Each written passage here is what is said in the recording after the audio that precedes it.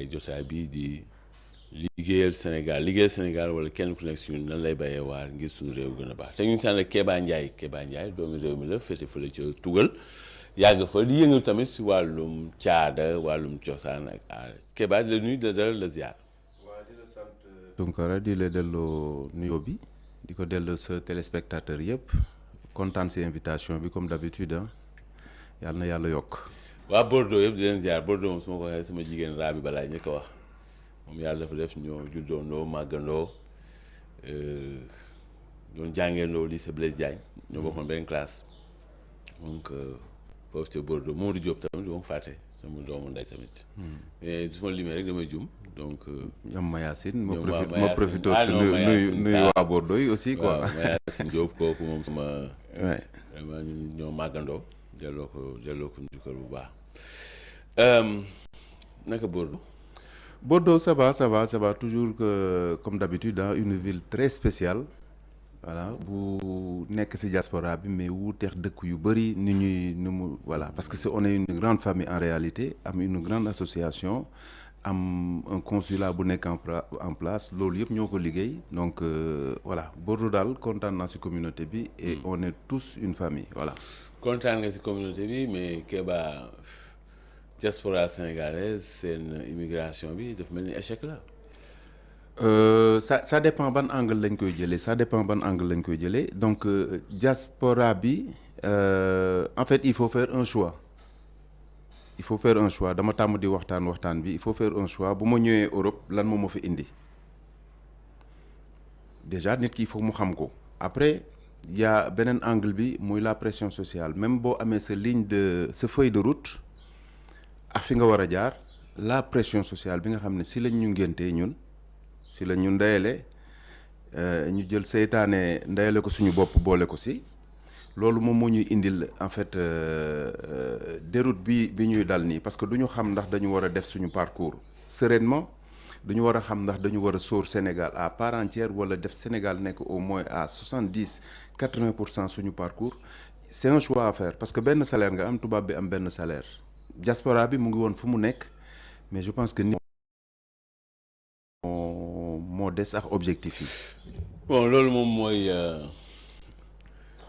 recipe for disaster li américains yi wax. moom mooy ingrédients yëpp pour échec moom nga lim noonu. exactement. léegi Kéba diaspora bi tey bon ñu ngi mettitlu quand même li ñu dégg ne dafa am ku ñu rey foofu sa tugal ndax affaire politique. pas est-ce que mun nañu wax sa affaire politique la en réalité. soo xoolaatee ni situation bi en fait ñoom est-ce que xam nañ lan mooy politique. ni ñuy politiquer. mooy en fait fi ma bëgg a dem c'est-à-dire Sénégal il faut que ñu xoolaat orientation yi politique oui mais comment même boo déggee ñuy wax yi xew ni ci jamono ñuy wax patriote mais avant Pastef patriote amoon na patriotisme amoon na américain bi saa yu waxee da nga koy sentir ci discours am américain bu siiw beex bu siiwul beex saa yoo gisee américain ci télé walla rajo buy wax su paree loolu la koy wax ba pare sant yàlla waaye ñun ñu ne jullit lañ bëgg nañ suñu réew ñu lay wax axi dëkkandoo mais man soo ko brossé nii rek à la va-vite le patriote mooy ku gëm déjà mun ngi sooy wax axu dëkkandoo patriote gëm na luy axu dëkkandoo parce que du ma saltel sa buntu kër parce que du ma laal sa oto di ko toj parce que mun nañ dem fii ba demain doy na waar il faut ñu xoolaat ban direction lañ jëm pour man du politique mais lii ñëpp way la lii ñëpp waxtaane lii gouvernement bi fi nekkoon ak bii ko jiitoox bi fi nekk nii yëpp di jooy muy affaire réseaux sociaux man bu ma koy wax sax damay rus Tunkara parce que mos nga ma invité xam nga ne je fais partie des premiers ñu utiliser live Facebook su ma nekkul dans les 3 premiers sénégalais yi nekk ci diaspora bi yu ko utiliser dina ma jaaxal trop j'ai les noms du ma ko wax di tooñ mais biñ koy def ñun bi ñu commencé di def ay vidéo di yónnee ci di ko dugal ci internet bi dañ doon jaaree ci ay site internet yu fi nekkoon en place après c'est en 2016 comme 2017 je pense le live Facebook commencé bi ma commencé ñun tam ñu ne outil la xaar ñu jël ko mais boo ko xoolee dama ko def benn période bi jékki-jékki bàyyi les gens n'ont rien compris mais bàyyi bi ma bàyyi noonu du nit moom moo wax bàyyil wala affaire yooyu mais je me suis rendu compte que ne da ngay nekk en permanence da ngay nekk di jàngal di tere en fait toujours di rééduquer te mag kenn du ko yar kii dem ba am 18 ans jël connexion am dugg di wax mënoo ko yar waaye moom tamit dafa am lu mu réeree mbir mooy mënul yar nit ñi loolu moom mooy la différence d'un liveur ku ñu tuddee liveur quelqu'un ku nga xam ne dafa bëgg di yee société bi su fekkee da nga jóg ne da nga yee société bi yow d'entrée nga yaakaar ne yaa gën a muus société bi da ngay juum émission bi doo fi jàngal kenn pourtant te pourtant ñu bëri bu ñu ñëwee dañ naan yaa ngi leen di jàngal en fait c'est l'échange là l'écoute moom la ñu amatul ci société actuelle bi ñu nekk nii que ça soit fii et tout ci monde bi yëpp quoi en fait. léegi pour résumer li ñuy wax ni moom moo xew mooy am na waajoo xam ne dafa bokk Pastef moom am keneen ku muy diir koo xam ni moom mi ngi bokk ci waa kër Tahirou Sarr daal moom mu dem àkki ko waayu Pastef yi dem àkki waa jooju ñu xeex ba waayu Pastef yi ñu jam ko paaka mu dee. bon man nag Kéba yooyu na mu koy gisee nii yàlla mooy wax ak ñun ci xamul ñu ne ñi ngeen di doxale ni baaxul te lii la mën a jur kon nag dellu leen ginnaaw mais ñun sénégalais dafa mel ni dellu ginnaaw nangu suñuy manqué ak suñuy erreur suñuy faute ba pare jooyanti leen ñun loolu yombuñu. du yomb. yombuñu ñun en tant que nit ñun dañu rëy. du yomb moom la moo tax da nga wax rek ma ne la du yomb parce que dañu rëy mën naa ñëw fii di wax ak yow. écran tiim ñu ma def lu jaarul yoon nga wax ma ko en toute humilité ma nangu ko wala si biir 2 secondes yi nii ma juum ma tooñ la wala ma juum tooñ nit mais damay baalu sénégalais mu mënul loolu sénégalais li mu mën mooy boo demee boo fi nekkatul ñu commencé di wax yu baax. alors que fii lañ ko war a waxante gis nga yàlla Tounkara daf ñu mere. daf ñu mere. maara day taal nag Kéba nag bul ëppal nag. yàgg naa ko wax. ni ma koy waxee nii laa koy waxee naa ko doon waxee samay live ak lépp. saa yoo ko waxee man la Kéba ci nga sa wax ji ëpp na. mayaasi noonu la ma koy waxee. meru yàlla daf xaj si ñun. yàlla daf ñu mere. si lu yomb nag. si lu yomb compliqué wul. li ñu fiy tudd. liñ fiy waasifa liñ fiy laa ilaaha illallaah moo gën a pour man amul benn dëkk buñ koy def si àdduna fii la ëppee waa le paradoxe mooy ñi koy def di ko sellal ay toq seen dëkk ñoom ñu ngi avancé wala sax ñi ko deful ñu ngi avancé mu ngi jaar yoon waaye léegi ñun lu tax duñu avancé. loolu mooy meru yàlla. déedéet lu tax du ñu avancé c'est une question pour ñu jéem a répondre question bi loolu du ñu. yow waaw xol bu xat.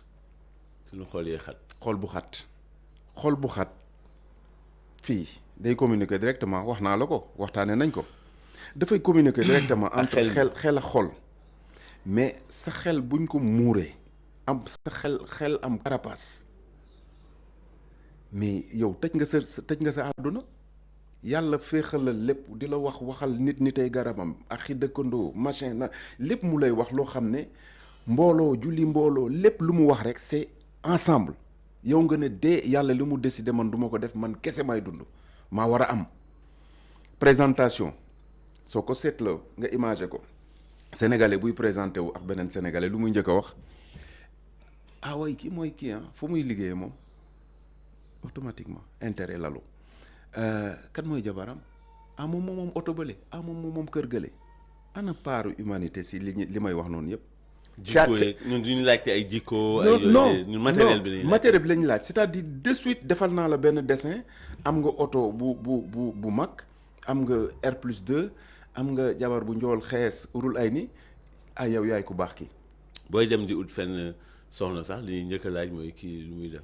waaw xoolatuñu jikko yi xoolatuñu famille yi bu njëkk ba dañ naan si famille yax bu rëy ay affaires yooyu mais même wolof yooyu sax man je trouvais que c'était un peu truc temps yi ñuy wax ay yax bu rëy ay affaires yooyu parce que yax bu yàlla créé rek moo fi ne mais wolofal la mun nga si am déggin exactement mais boo ko bu ñu ko doon philosophie day metti ça. mais boobu sax moo gën fi ñu toll nii actuellement nii parce que fi ñu toll nii lan la matériel xaalis la matériel kese mais matériel boobu moom ak li ñuy war a jaamu yàlla dëgg gëm ko man su ma jaamu yàlla du ma si boole ndey boolewu ma si bàyyi yow moom la boolewu ma si kenn parce que man kese la xam naa ne kenn du taxaw plaidel ma man te bàmmeel yow rek ay dem man kese may dem wax mais li may def man leer na ma ne man chaque jour dinaa jéem a def lu baax dinaa jéem a def nit mu kontaan indirectement ma xam la wala xamuma la tu vois pour am au moins ngërëmal yàlla mais suñu société bi dafa malade au sommet ba si gën a tuuti comme ni ko waajooj doon waxee France la France d'en haut et la France d'en bas Sénégal haut en bas gauche droite lépp malade te yàlla daf si boole kontaan croiser les bras di ñu reetaan parce que ñun dañu yaakaar ne moo mën mu ñuy seetaan daf ñu mere. mais yow yàlla waxu la daf ñu mere yow loolu sa jàngat la. man li ma gis man li ma gis ma commencé ko parce que man toujours bu ma wax day leer président ministre militant l'informaticien le présentateur le xalif général ñun ñëpp la yàlla mere parce que bu ñu waree wax dëgg duñ ko wax foofu la Sénégal toll. xalif général sax xalif général. ay Kéba. président de la République. ñooñu ñëpp en tout xoolal respect la li may wax nii c'est-à-dire dafa laaj dégg-dégg waxuma ko pour ŋaññ. président wala ministre wala député wala xalif général. alors ŋaññ la nag non ku yàlla mere kay. non non yàlla daf ñu mere. ñun ñi nekk Sénégal li mu mere ñu mooy bu ñu waree wax li ñu war a wax duñ ko wax su ma waree wax dara Tunkara ñu jegee ak relation ba ma am ak Tunkara pourquoi ma war ko modifier Tunkara yàlla moo ko wax de yow yaa jàng nga man jànguma déglul ma ne ma war a wax dara nii yàlla xam na ni nekk sama xel comme man yow yaa ngi sama kanam rus naa la neex nga ma ki ci boor bi neex na ma modifier li ma war a wax si ban xeet la bokkul si xeetu naafeq yi hypocrite yi. mooy mais mun nga rafetal. non luñ si rafetal ko. non luñ si wax. loolu yàlla nee na da leen wax nit ñi wax ju neex wax ju baax. voilà léegi nag pour ma neexal wax ji pour ñun ñu dem si Sénégal bu nga xam ne bu yàlla bu bëri yërmande lay doon. il faut que ñu yërëmante suñu biir. bon yërëmante wuñu. yërëmante bi d'accord naa ak yow ñun yërëmante. waaw loolu moom lu am la mais nag yàlla waxu la ni def ñu mere Kéba. non mais xel yow daal loolu sa xel la. Tunkara heureusement que sa xel la te yow demoo aras wax ak yàlla wala yàlla déy la. non man boog du ma def. comme yenn invité yi. comme yow sa yi yooyu. mais am naa vision quand même parce que am na loo xam ne yàlla daf ma koy wan. yàlla daf la wan ni def ñu mere. si li ñuy gis nii si dëkk bi nii. effectivement yàlla daf ñu mere parce que on a tout le potentiel. am nañ ñoo xam ne gis nga Tunkara institution yi ñu am nga lim fukki dëkk Afrique amuñu ko nga jël Touba Tivaouane Layène yooyu yëpp dëkk yu ko amul si àdduna bi man gisuma ko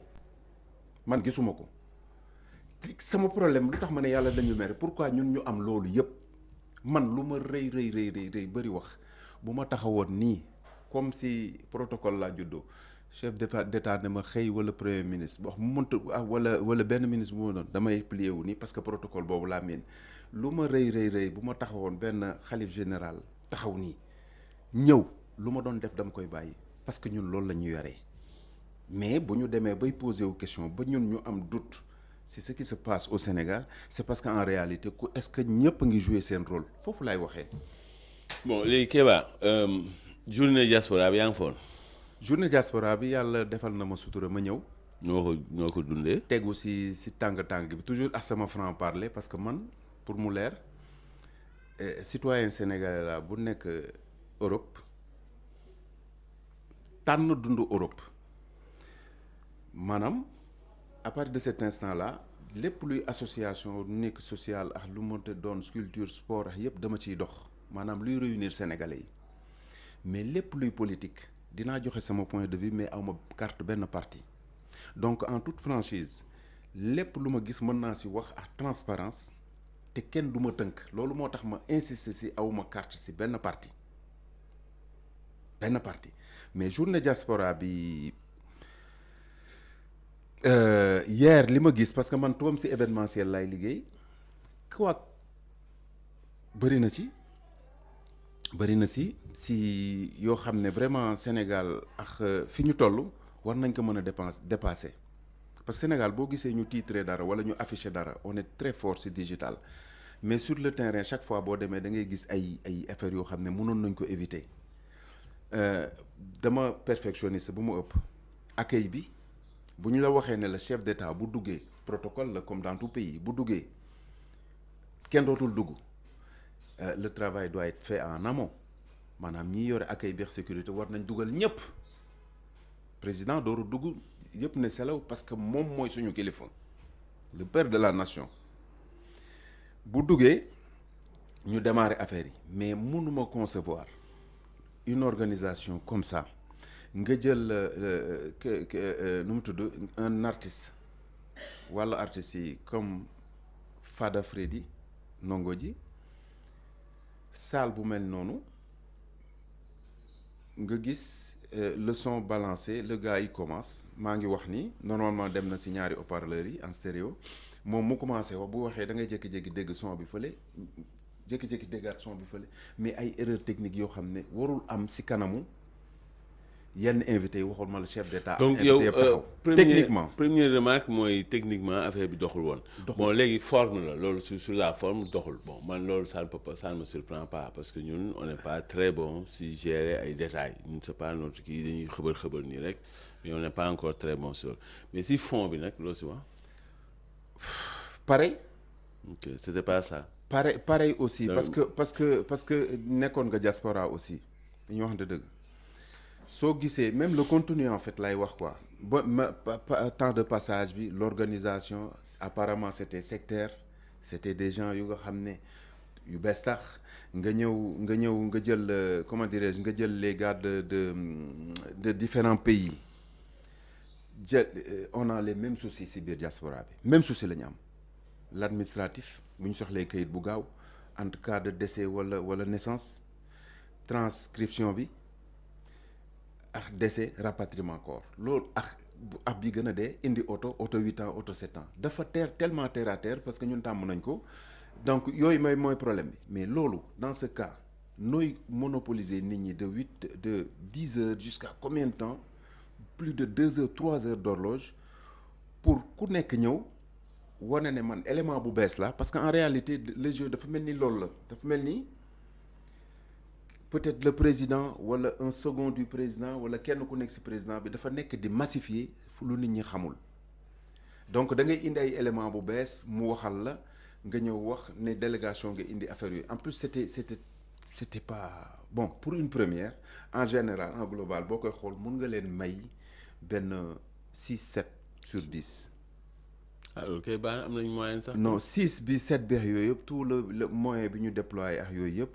ñii déplacé wu ak yooyu yëpp mais si fond bi bu ñu doon régler dëggantaan ce qui va dama naan non.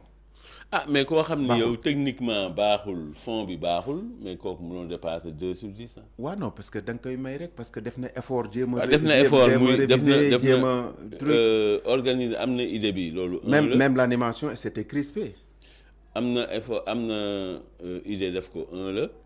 def nañ effort 1 la muy 2 mais yeneen yëpp baax non loolu du 1 du 2 loolu mooy jox nañu moyenne jox nañu le droit de le refaire l'année prochaine. oui am nañ mais l'année prochaine. buñ koy defaat nañu xam ne ñëwuñu fi pour crisper wu l'animation ki ko yoroon amul nit warul am complexe làkk tubaab wala làkk français wala làkk anglais làkkal li nga dégg.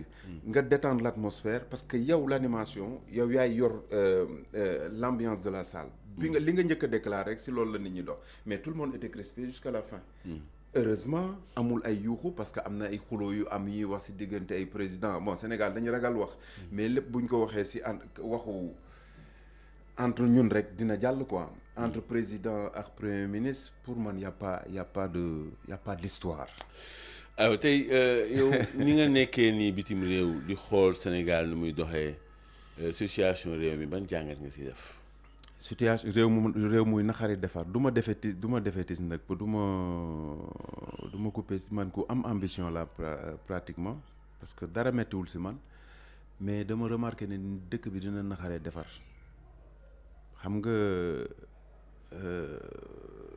jël dem pour xoolal sama bopp jël taxi mu wàccee ma def centre conférence bi après ma jël suma téléphone ma ne maay defal suma jàngatu bopp ma jël pour ma génn foofu dem jëli TER bi maanaam defar nañ lu baax mais en fait accompagner wuñ nos projets jusqu'au bout Sénégal il faut ñu dem jusqu'au bout. jusqu'au bout mooy lan defar nañ dara mais suñu xel yi mënu ko gérer. defar nañ lu baax mais mënuñu amul suite. gis nga télécommande bii dama war a toog di toog ba mu neex ma dara amu ci ma jël ko nettoyer ko. bon defar nañ lu baax comme ay TER ay BRT mais est-ce que ñun am nañ mentalité bu gérer loolu. def naa si live dafa teel pour ñun. bi ma koy wax. dafa teel pour ñun laa wax te bi ma si duggee aussi gis naa quelle couche de la société moo ci nekk et bettu ma parce que dëkku ba ma xante la ñu doon am na koo xam ne pour moom il est bien loti man nekk naa grand si kat bi koo xam ne maa ko gën demin na ma yàlla jégal maanaam boo ko doon xool si profession di nga gis ne yow yaa ko gën a yéeg mais nit dafa dugg ci loolu ba nga xam ne mu ngi taxaw wax man xam nga lan la ma wax non fii la nekkoon sama boor mu ne ma man maa ngi dem toogi sama mbokk directeur yi quoi ma reetaan après ma ne ko lan mooy sa mbokk directeur yi mu dem toogi foofu man ma toog géttu bay parce que je voulais vraiment sentir li ñëpp di sentir. par le bas dugg si bus bi mu wër vide ma gis ma xam ne fii dina am ñoo xam ne dañuy sentir ne ils sont pas en sécurité donc bëgg nañ ko jël mais duñ ko jël s'il y a un boulot énorme à faire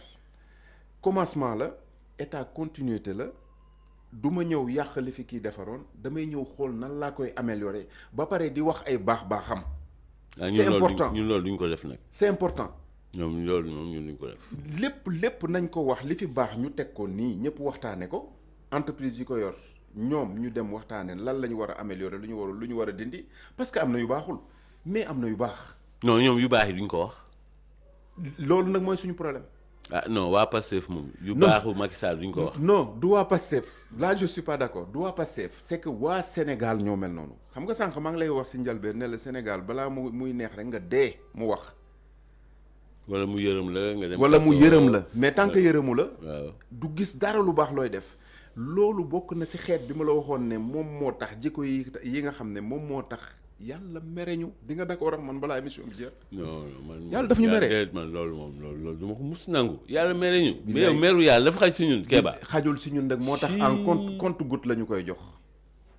Allahu akbar ah mais fu mu toll nii moom réew mi moom doxul moom ñu gis nañ ni investissement amul liggéey amul xaalis circulé wul métti na si ñëpp. waaw loolu daal xamul loo si xalaat ñu koy gérer. mais man li ma daan gis laay gis nag wax dëgg yàlla man bu ma daan ñëw France ñëw fii bi ma daan ñëw fii aussi la même chose laa daan gis taxi yi même prix la nit ñi ku la bëgg mbëkk les mêmes ñooy mbëkk pour wax jaar si digg bi li affaire yi doon jar gisuma sax gis naa ne daal xam naa ne remarqué naa depuis des années que ne Sénégal moo gën a cher France et on s'en rend même pas compte. non loolu moom ñu xam nañ ko. mais loolu mooy problème bu ñu war a waxtaanee c'est-à-dire comment ça se fait-il que ñun ñu am port am bateau am avion yi am aéroport am lépp ñu war a jënd si fournisseur def naa ko fournisseur tubaab bi fu muy jëndee war ko gën a cherle. mais parce que ñu ëppale ay taxes.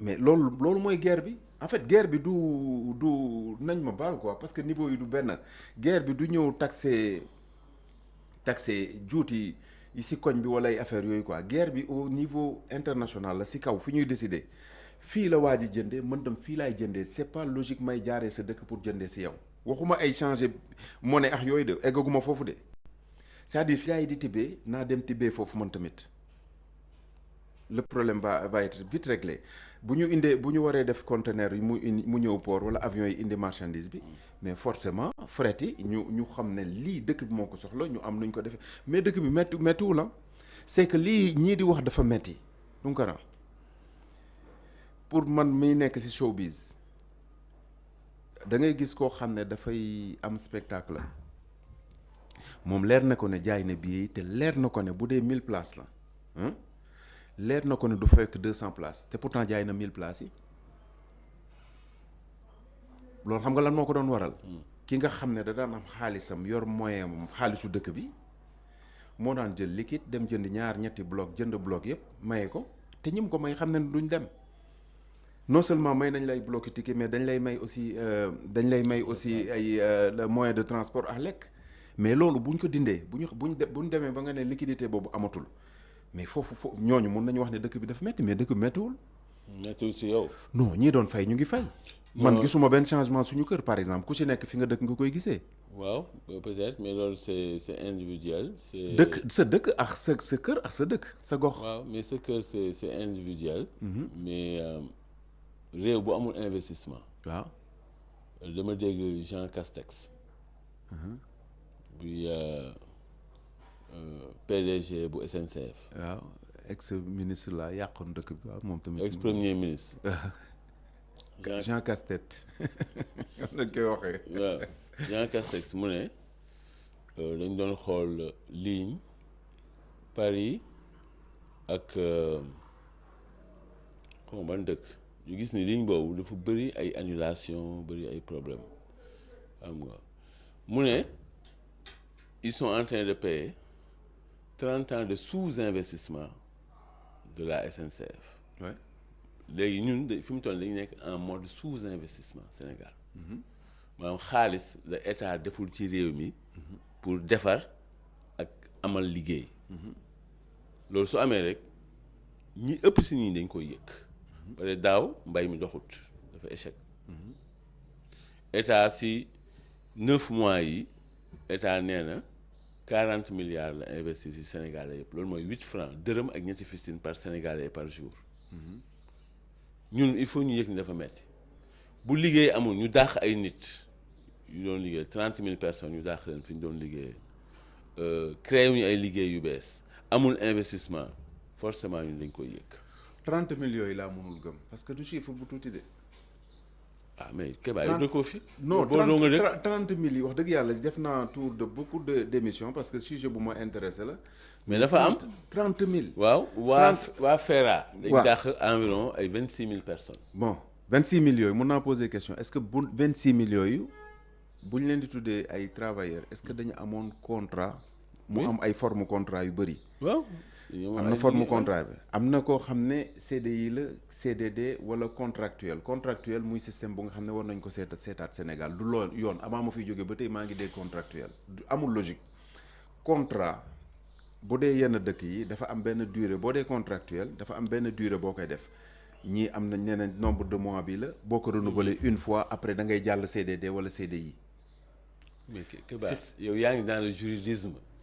ñu newuñ foofu de. non ñooñu dañ doon liggéey ak FERA. waaw mais nan lu lañ doon embauché mais dañ leen embauché. bon man léegi embauchement bi yow après c'est du juridisme. waaw ban forme contrat la. waaw mais dañu am relation de travail ñu leen di fay. bon ñu jékki-jékki ne leen arrêté leen. bon jikko bii sénégalais yóbbu na ko à l'extérieur mu dal ko ci période Covid sénégalais di liggéey beneen sénégalais di liggéey sénégalais beneen bi di liggéey di yoonal di def déclaration. di dem fépp fu turu entreprise war a dugg mu dugal fa entreprise am période Covid bi ñëw mu ñu dédommagé ko jox ko ay indemnité ki nga xam ne dafa jàppoon système mu France Sénégal bi maanaam bii dóor tey dox na suba mën na ban a dox affaire yooyu mais kooku dañ ko vraiment day indil problème état bi man foofu du mu fa mës a d'accord ak sénégalais yi. mais loolu kooku dem na benn instant moom munul am benn euro munu ko am. parce que daawul déclarer. Kéba yow da nga fi mu toll da nga décalé de. non du décalage ak ñun li ñuy dund du non benn. waaw mais c'est justement bu ku du defar benn de. waaw mais Tounkara ku defar ñooñu TER doon liggéey FERA. waaw d'accord ku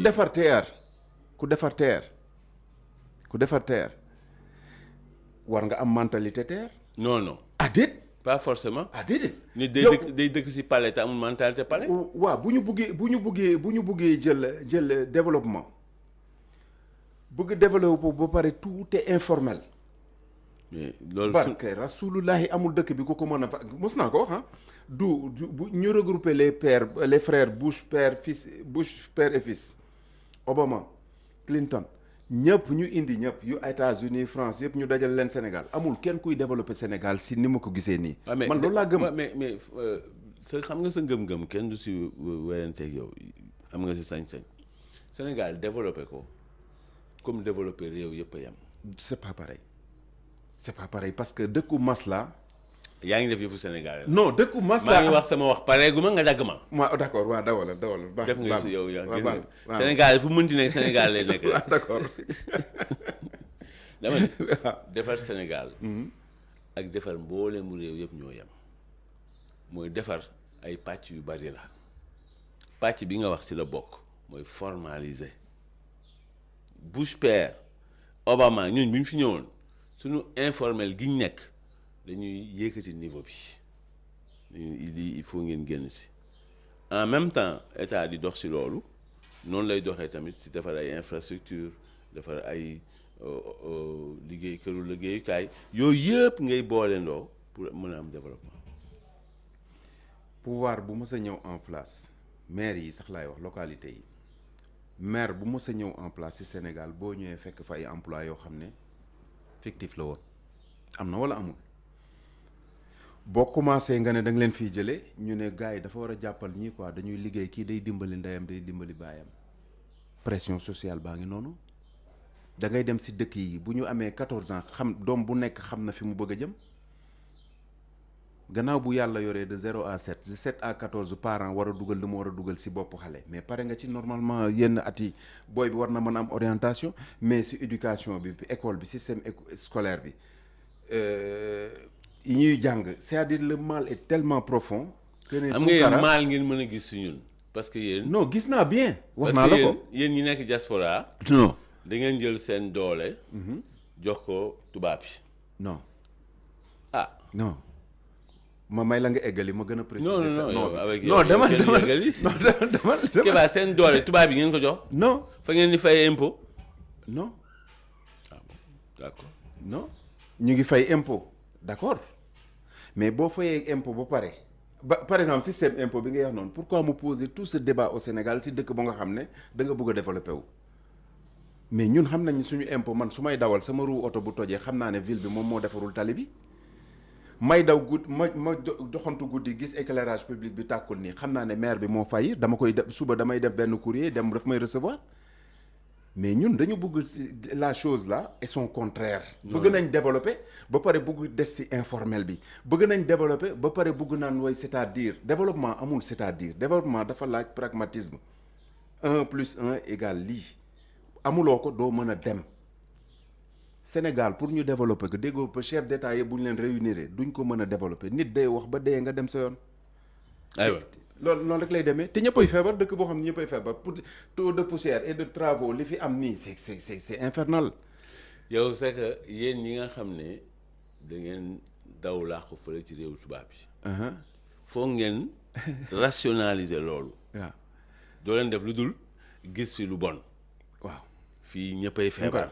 fii kenn mënu ko defar. mais loolu c'est normal. il faut ngeen làqatu ci ginnaaw loolu. pour justifier lu tax ngeen daw réew mi. Tounkara maa ngi nuyu waa Wakaam nii fi ma jógee nii le maire Abdou Aziz Gueye ak toute son équipe man dama bokk ci des rares personnes ma koy sante yàlla ñu nga xam ne bu ñu gisee loo xam ne baax na ci dëkk dañ koy wax. j'ai toujours fait des propositions gis nga le problème de bu rapatriement corps yi ma def ci parenthèse xëy na ñu dégg ma ñu déglu ko. bi diaspora bi di am toujours Tounkara kër goo gis Sénégal am na ko am passeport non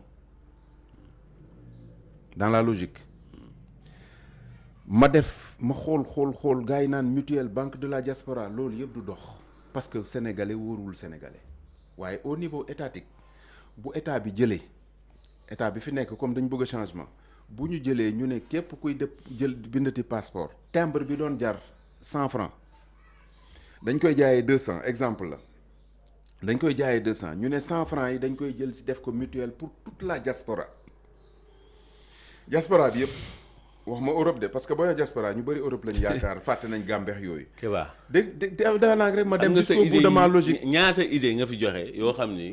kenn du leen appliquer. waaw mais loolu laa lay expliquer ne que ne. parce que ces idées yi dañ décalé. mais c'est pas décalé. man damay prôner pour ñu génnee benn taxe. ces idées yi ñoo baaxul. Kéba non def moo la dox du fi dox. mais yow kon yow yaa ngi def yëfu sénégalais parce que déglu loo ma. mais ñaata yoon nga yow yaa ko wax nee nga ñaata yoon nga joxe ay idées. mais du ñu décourager dañ siy yóbbu gis nga. idée bi ngay joxe nii baaxul. le rapatriement des corps bi concerne diaspora bi mu metti diaspora bi yëpp dëkk yëpp mu metti leen suñu doublé woon le prix des passeports wala ñu def ko plus 25% yi ñu dugal ko carrément sur une caisse ba nga xam ne dans une caisse ba nga xam ne dafay permettre caisse boobu ñu mutualiser ko. pour des diaspora ñu indi la.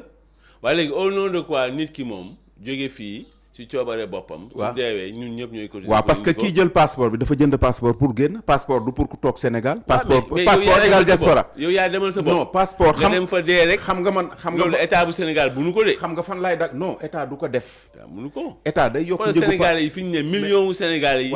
fu ñu dee rek ñu war leen jël. xam nga fan laa d'accord reex yow si ku nekk si biti. Fès musuma d'accord man si Fès man musuma si d'accord foofu mun naa si d'accord ak yow mais la mutuelle bi nga xam ne mais rapatriement corps c'est un problème bu nga xam ne neexul régler parce que bu fekkee da nga jaaree si association yi comme suñu association bi ñun Bordeaux Union des travailleurs sénégalais boo fa jaaree en 48 heures defar nañ corps bi indi nañ ko parce que yaa ngi doon fay mutuelle ak accompagnant bi. mais bu fekkee da nga jaar yow bokkuñu ay problème de ñu bokkuñu ak yéen problème. mais exactement mais bu ma toogee tam mais Tounkara man j'ai fait le choix du dund Europe su ma ñëwee problème Sénégal intéressé ma parce que je suis sénégalais à part entière. yéen ñi def choix dund Europe. lu bon rek ngeen fiy gis. déedéet. fii dañ ñëppay feebar. non mentalité ku feebar doo faju ku feebar doo faju ko fii du dem. Sénégal Sénégal kenn mënu ko defar. Sénégal loolu la ngeen mën gis Sénégal. loolu mooy rationaliser. Sénégal. layal. li tax ngeen daw réew mi. Sénégal jël seen doole seen xel seen alal. jox ko tubaab bi Tounkara Sénégal man bokk moo ma gënal mbokk léegi Sénégal pour te dire le niveau mentalité sénégalais nu mu mel. bokk moo ma gënal mbokk parce que bokk man su ma bokkee yow lii dinañ ko sàmm. mais mbokk toujours da lu la neex nga may def du mujj fenn ngay wax du mujj fenn alalu buur la dëkku dox daje la nu ma neex lay def mbedd buur la affaire yooyu mentalité yooyu bu dañul Sénégal du jëm kanam. kenn mënu ko defar doo leen ñëwaat parce que ñoom xam nga waa diaspora dafa am ñoo xam ne def nañ fa ay ñaar fukki at ay fanweeri at xam nga loolu dafa metti si nit nga bàyyi say waajur bàyyi say ay nit dee sa ginnaaw nga bàyyi ñi nga màngandool nga bàyyi fi nga dëkk yooyu yëpp dem bitim réew jël sa doole jël sa xel jël sa alal jox tubaab yi mais loolu doomu aadama bu ko def il faut mu jéem koo layal. non amul lay. léegi nag lay bi ñu koy jox. Tounkara mooy fii dëkk bi. Tounkara Sénégal réew mi mënta baax. Tounkara émission bi kon dañ ko rallongé mais du ma ñëw fii toogal waa diaspora bi di nangu loolu dama ne la benn waa diaspora.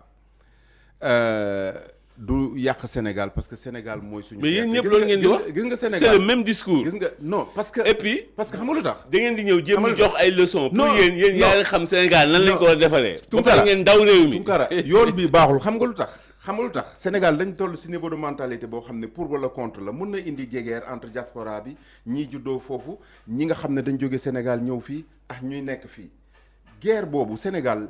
booy expliquer il faut que mu leer sinon day indi ay sujet de division la ak discorde. nit ñi léegi ñu indi xeex. xam nga nit ñi mënoo leen boole léegi nga commencé dégg. xam nga Tounkara wax na si. léegi nga dégg nit ñi commencé nañ waa diaspora bi dañuy yabaate. waaye alors. diaspora am na parti yabaate bu si am. mais non yow li ngay wax nii Kéba boo fekkee yow da nga ñëw ne ñu bëgg ñu wax ne yow sa idée yi boobu bu ñu ko jëmaloon rek léegi affaire yi rek la. non waxuma loolu de. boo jëloon président wu monde bi yëpp boo leen fi indee mënuñu defar réew mi. waaw parce que le mal est profond. mentalité yi ñu war a defar profond les mentalités doivent changer ñun tey ñëppay feebar. mais réew mais xaaral déedéet ku feebar pour nga faju te c'est un problème. waaw léegi déglul bu baax. réew moo xam ne dëkk boo xam ne da ngay toog benn jour 8 bébés décédé si nii 8 bébés mujjul fenn.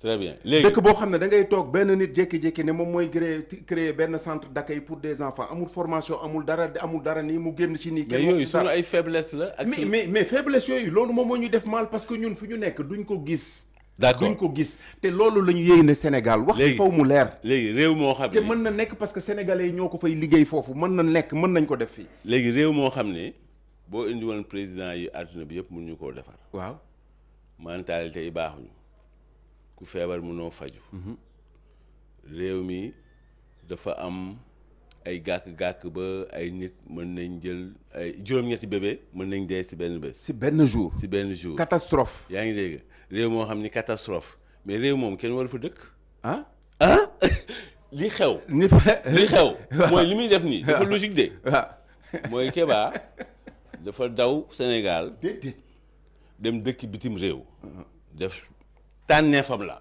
kenn forcé wu ko waaw bàyyi réewam jël dooleem jamono ji mu amee doole kàttan ak ay xel mu jël yooyu yëpp yóbbul ko tubaab yi waaw léegi moom loolu il faut mu layal ko te lay bi gën nag mooy dëkk bi réew mi mënta baax moo tax man mënu ma fi ne waaw léegi xam nga ba pare bi gën garaaw nag mooy yéen waa diaspora yi non Tounkara Tounkara mais dama lay tere nga wax loolu xam nga lu tax ma tere sama xalaat lay wax xam nga li tax parce que da ngeen di ñëw di jéem a jox ay leçon seen idée bi sama idée bi mais seen idée yi baaxuñu waaw d'accord suñu idée baaxul baaxul d'accord mais moo tax yow yi ngi fi joxe yëpp suñu idée baaxul mais par exemple man suma idée baaxul mais man je travaille avec un numéro 1 mondial par exemple te je fais partie des décideurs fan la du ma ko wax lu tax déedéet du ma ko wax parce que man c'est contre non c'est contre mes principes man di ñëw di wax lii wala wax lii parce que loolu c'est pas ça qui fait l'homme mais pour être clair idée yi baax na baaxul foofu yeneen réalité la ça demande une application réelle yeneen réalité la waaw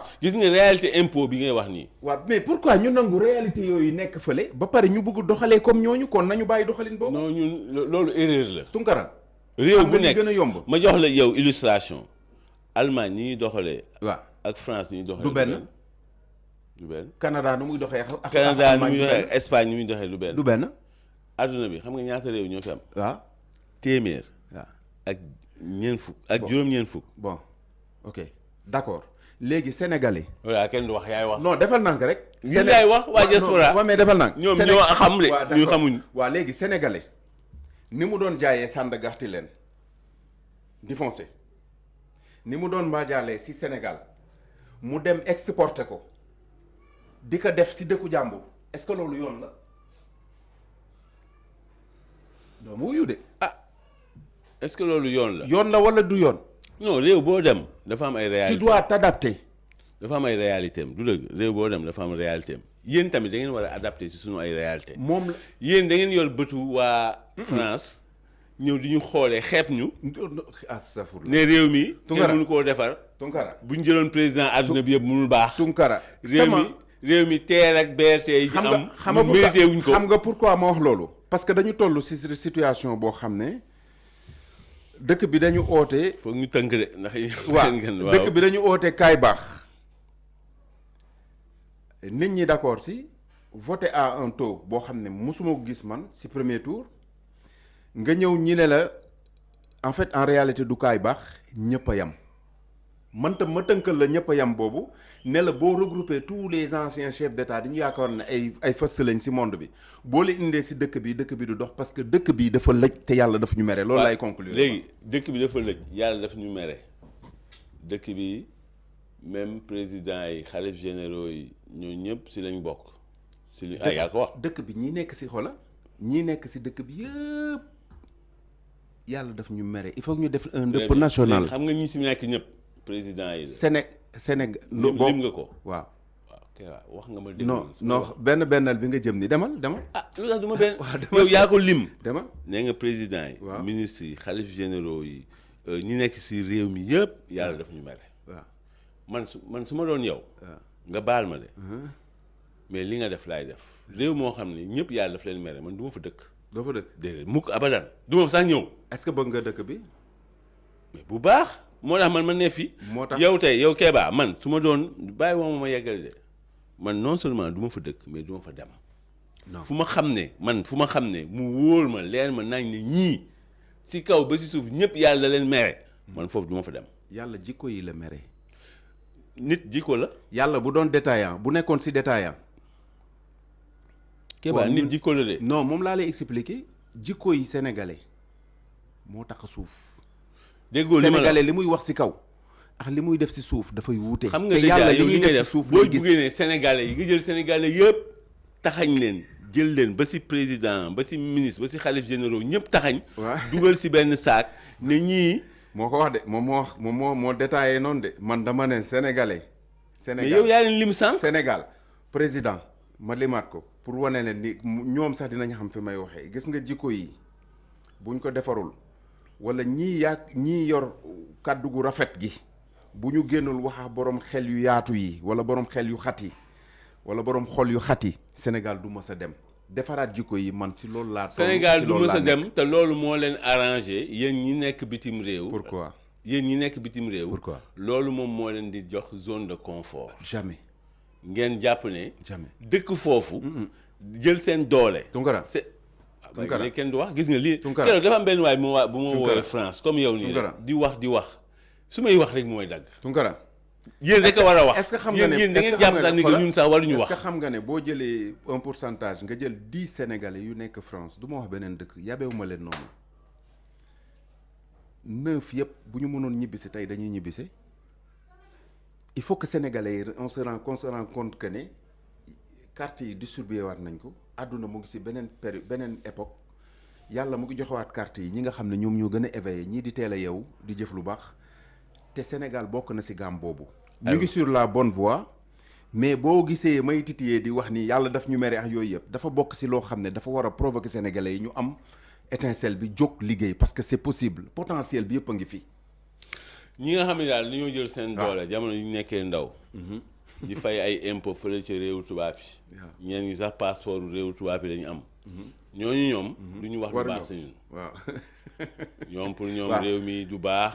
boo jëloon président yëpp ñu jiite ko du baax xalif généraux yi duñ baax. pourtant Tunkara ñu ngi fay impôt du ma la bàyyi nga dem ñu ngi fay impôt man su ma jëndee billet taxe aéroportuaire Sénégal moo gën a cher si Afrique bi ñu toll nii maa loolu impôt la. non loolu du impôt. du impôt.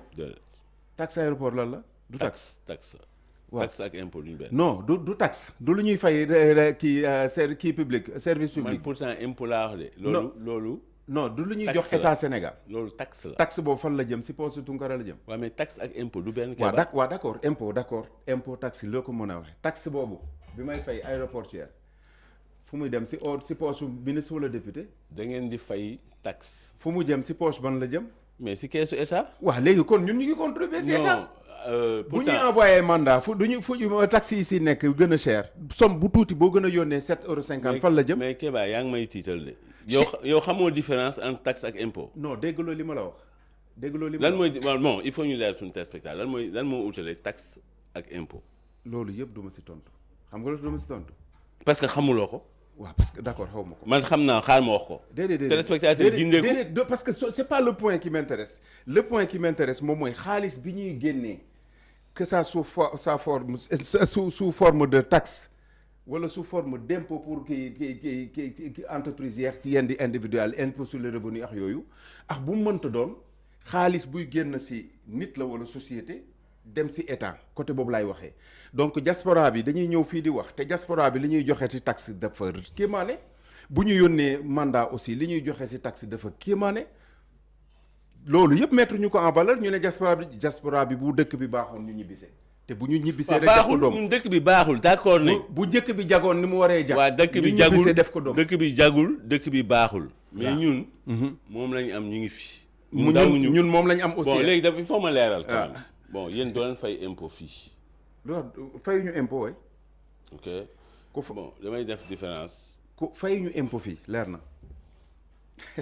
loolu doon fi fay impôt. fay ma impôt fii France laay fay impôt. merci man loolu laa wax nga dagg ma pour waxaat li ma pour dëggal li ma wax. mais su ma ñëwee Sénégal lépp luy taxe dañ ma koy appliquer comme ni ñu la koy appliquer. xam nga man bu déggoo sama làmmiñ ma génnee taxe. mais man maa la wax taxe sax impôt moo tax bi nga ma siy bëgg a joué loo nii. ma ne du ko joué te xam naa affaire nu mu demee. man ma wax dara. nga teggi sama yoon di wax leneen. non parce que boo nee du ñu fay impôt ñëpp xam nañ ne ñun duñ ci fay. non ñëpp xamuñu ko Kéba. mais xam nga ne ñun. te yow dama la ko wax rek nga ni ma non. dañuy fay déedéet parce que xaalis buy dugg ci keesu état dañ ko tuddee impôt wala taxe. non xaalis buy dugg ci keesu état benn bi impôt la benn bi taxe la ñaari du benn. ñaari du benn mais ñaari keesu état la jëm man loolu laa wax.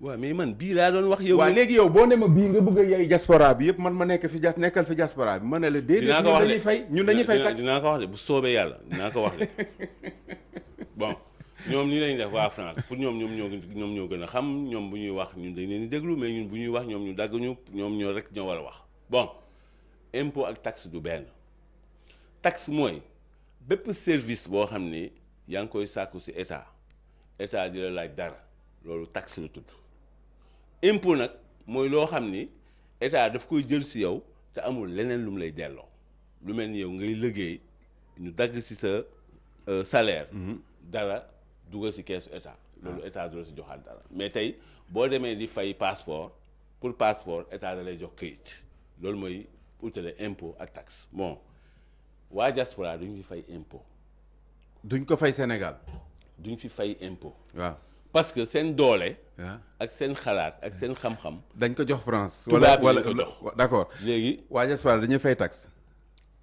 mais Kéba bàyyi ma yeggali non léegi laa jënd café fay naa taxe wala xam nga wax loolu wax nga ko ba pare yaa ngi siy dellu si waaw mais da nga koy wax tamit da ngay wax yi tamit liñ fiy def ñun tamit léegi loolu wax naa ko ba pare non nee naa la non wax ni ngay defee résumé bi nii def ko gars yi dégg képp ku dugg Sénégal ak ku dugg bépp réew non waa diaspora bu ñu ñëwee Sénégal parce que waa diaspora bi du ñu fay impôt nga waa diaspora bu ñu ñëwee Sénégal Kéba li ngay wax nii vraiment yaa ngi def affaire politicien non waa diaspora bu ñu seen billet d'avion dañuy fay taxe wala du ñu fay taxe mais da ngay fay taxe mais Tounkara foofu mu génnee sa gémmañ d'accord léegi ngay diaspora waaw ngay kuy romb Sénégal non waa diaspora Sénégal bu ñuy ñëw fii Tounkara Kéba du yow yaa may wax nag li may wax waaw mais bi ngay wax ñoom yéen France yéen li mooy waa diaspora ñoom dañu lay imposer parce que pour ñoom ñoo xam ñun xamuñu ñun ay blédard lañ yoo xam ne ñoom li ñuy wax ñun moom lañ dégg képp kuy dox Sénégal waaw képp ku romb Sénégal yaa xam diaspora nga bokk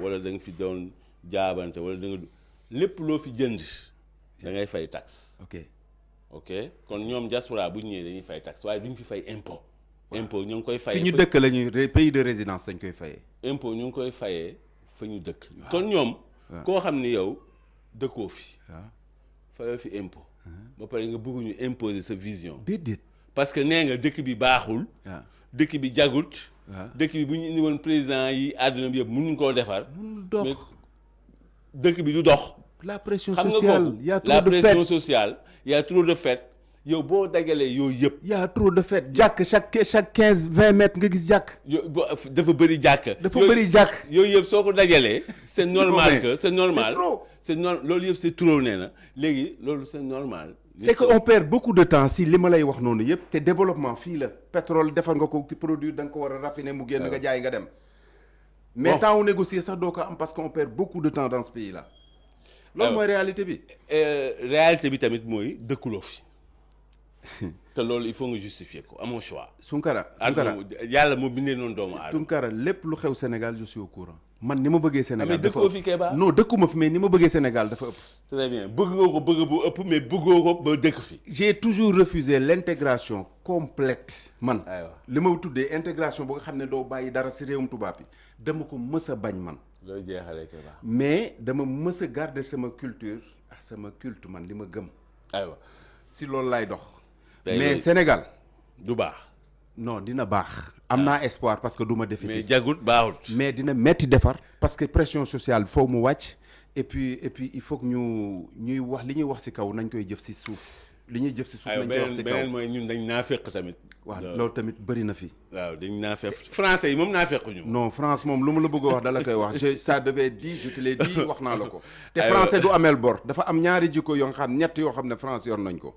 mooy bu ñu la waree former duñu iñaan dañ lay former ba mu mat du ñu yore bor te lépp lu ñu la war a wax dañ la koy wax ñetti jikko jullit la ñu yor ñoom moo tax bu ñu boo moytul dinañ leen fekk bunt ba fële si foofu ñuy xëccoo la mais en tout cas kontaan naa si invitation bi. non merci d'être venu. et vraiment c'était détendu diaspora saa yu ñëwee dañ ñuy jàngal dara. parce que ñoom ñoo xam ñun xamuñu. c'était détendu et l'objectif c'était pas pour donner des leçons mais aussi vraiment man noonu laa mës a mel toujours damay wax problème joxe solution gisal sam bopp bañ ñu may nettali parce que moo tax ma dugg ci TER bi valider ko mais gis état de dégradation bi nu mu amee njëriñ mu metti ma ne Sénégal il faut muy am suivi si yu bëri en fait l'objectif li ma doon wax à la ramasse c'était juste pour ça équipe yi ñu ngi fonctionner basket yeex football yi ñu ngi fonctionner démb laa gis sama boy yi di kii ça loolu yëpp ça demande un accompagnement bu nga xam ne dafa ànd ak écoute aussi li nga wax am na solo dagg naa la plusieurs fois bu ñu bëggee développer dëkk bi faw ñuy déglunte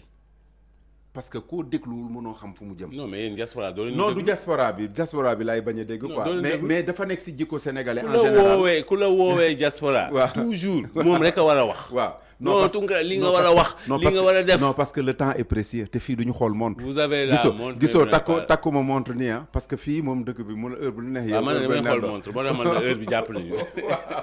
mais sant la gërëm la sant sa réalisateur bi sant la vraiment di ñaan yàlla mu yokk et puis nit ñi aussi am na lu ñu comprendre sama relation ak yow am na benn période nga doon traversé si nit ñi ah parce que xam naa ne dunduloo ko.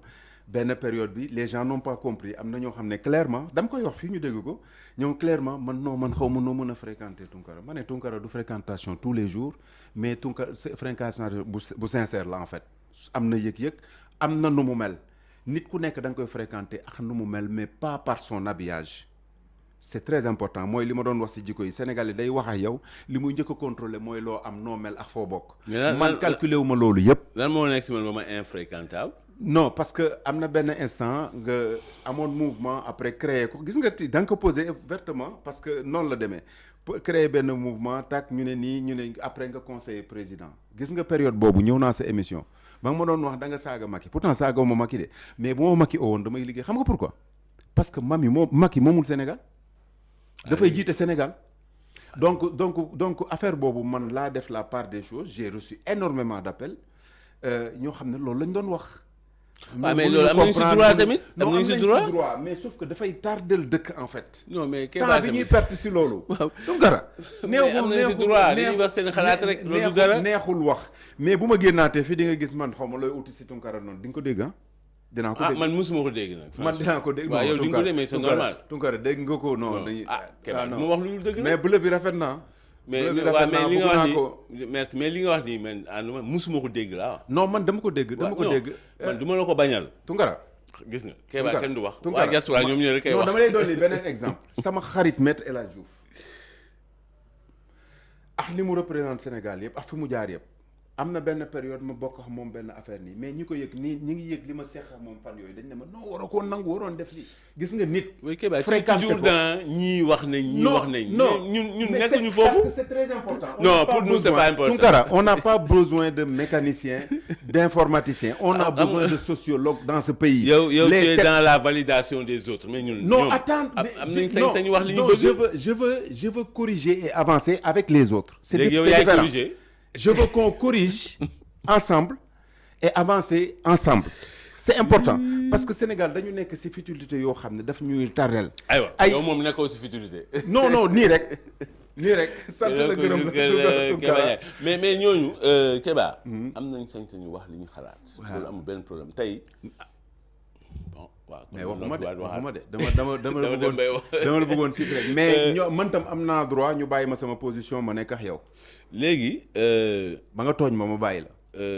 man nag du ma tooñ. waaw loolu laa lay wax nag. léegi ñun fii move boo teg maanaam lépp loo fas yéene def wala lépp loo def si àdduna dina am ñu si ànd dina am ñu si àndul. président su ma woowee li ma Tounkara kaay nga xalaatal ma pour réew mi avancer su ma demee wuyu loolu dina am ñu si ànd dina am ñu si àndul su ma lànkee dew ma dina am ñu si ànd dina am ñu si àndul àdduna moo demee noonu léegi nag li am solo mooy li sëñ Cheikh Gaïndé Fatma doon wax rek àdduna bi moom kenn mënu koo jagal. bon yaa ngi dégg. waaw léegi li am solo mooy yow boo xëyee neel ci li nga war a ne bul tooñ sa morom bul tooñ sa borom. léegi est-ce que da nga war a nekk suma ennemi.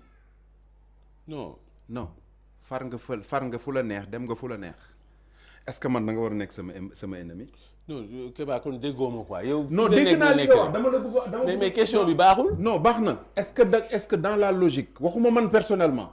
kii nga xam ne gis na nga dem di mais kooku noonu la gisee Kéba. waaw d'accord est-ce que kooku dafa war a nekk tontu naa la nee naa la dina am ñu si ànd dina am ñu si àndul. waaw d'accord léegi si àndul. waaw non Tounkara bàyyi ma dem si jusqu'au bout de mon truc tamit est-ce que kooku dafa war a nekk obligé comme xam na ne yow yaa ngi liggéeyal pour état Sénégal mu war a nekk sa ennemi. waaw dafa war a nekk sa ennemi.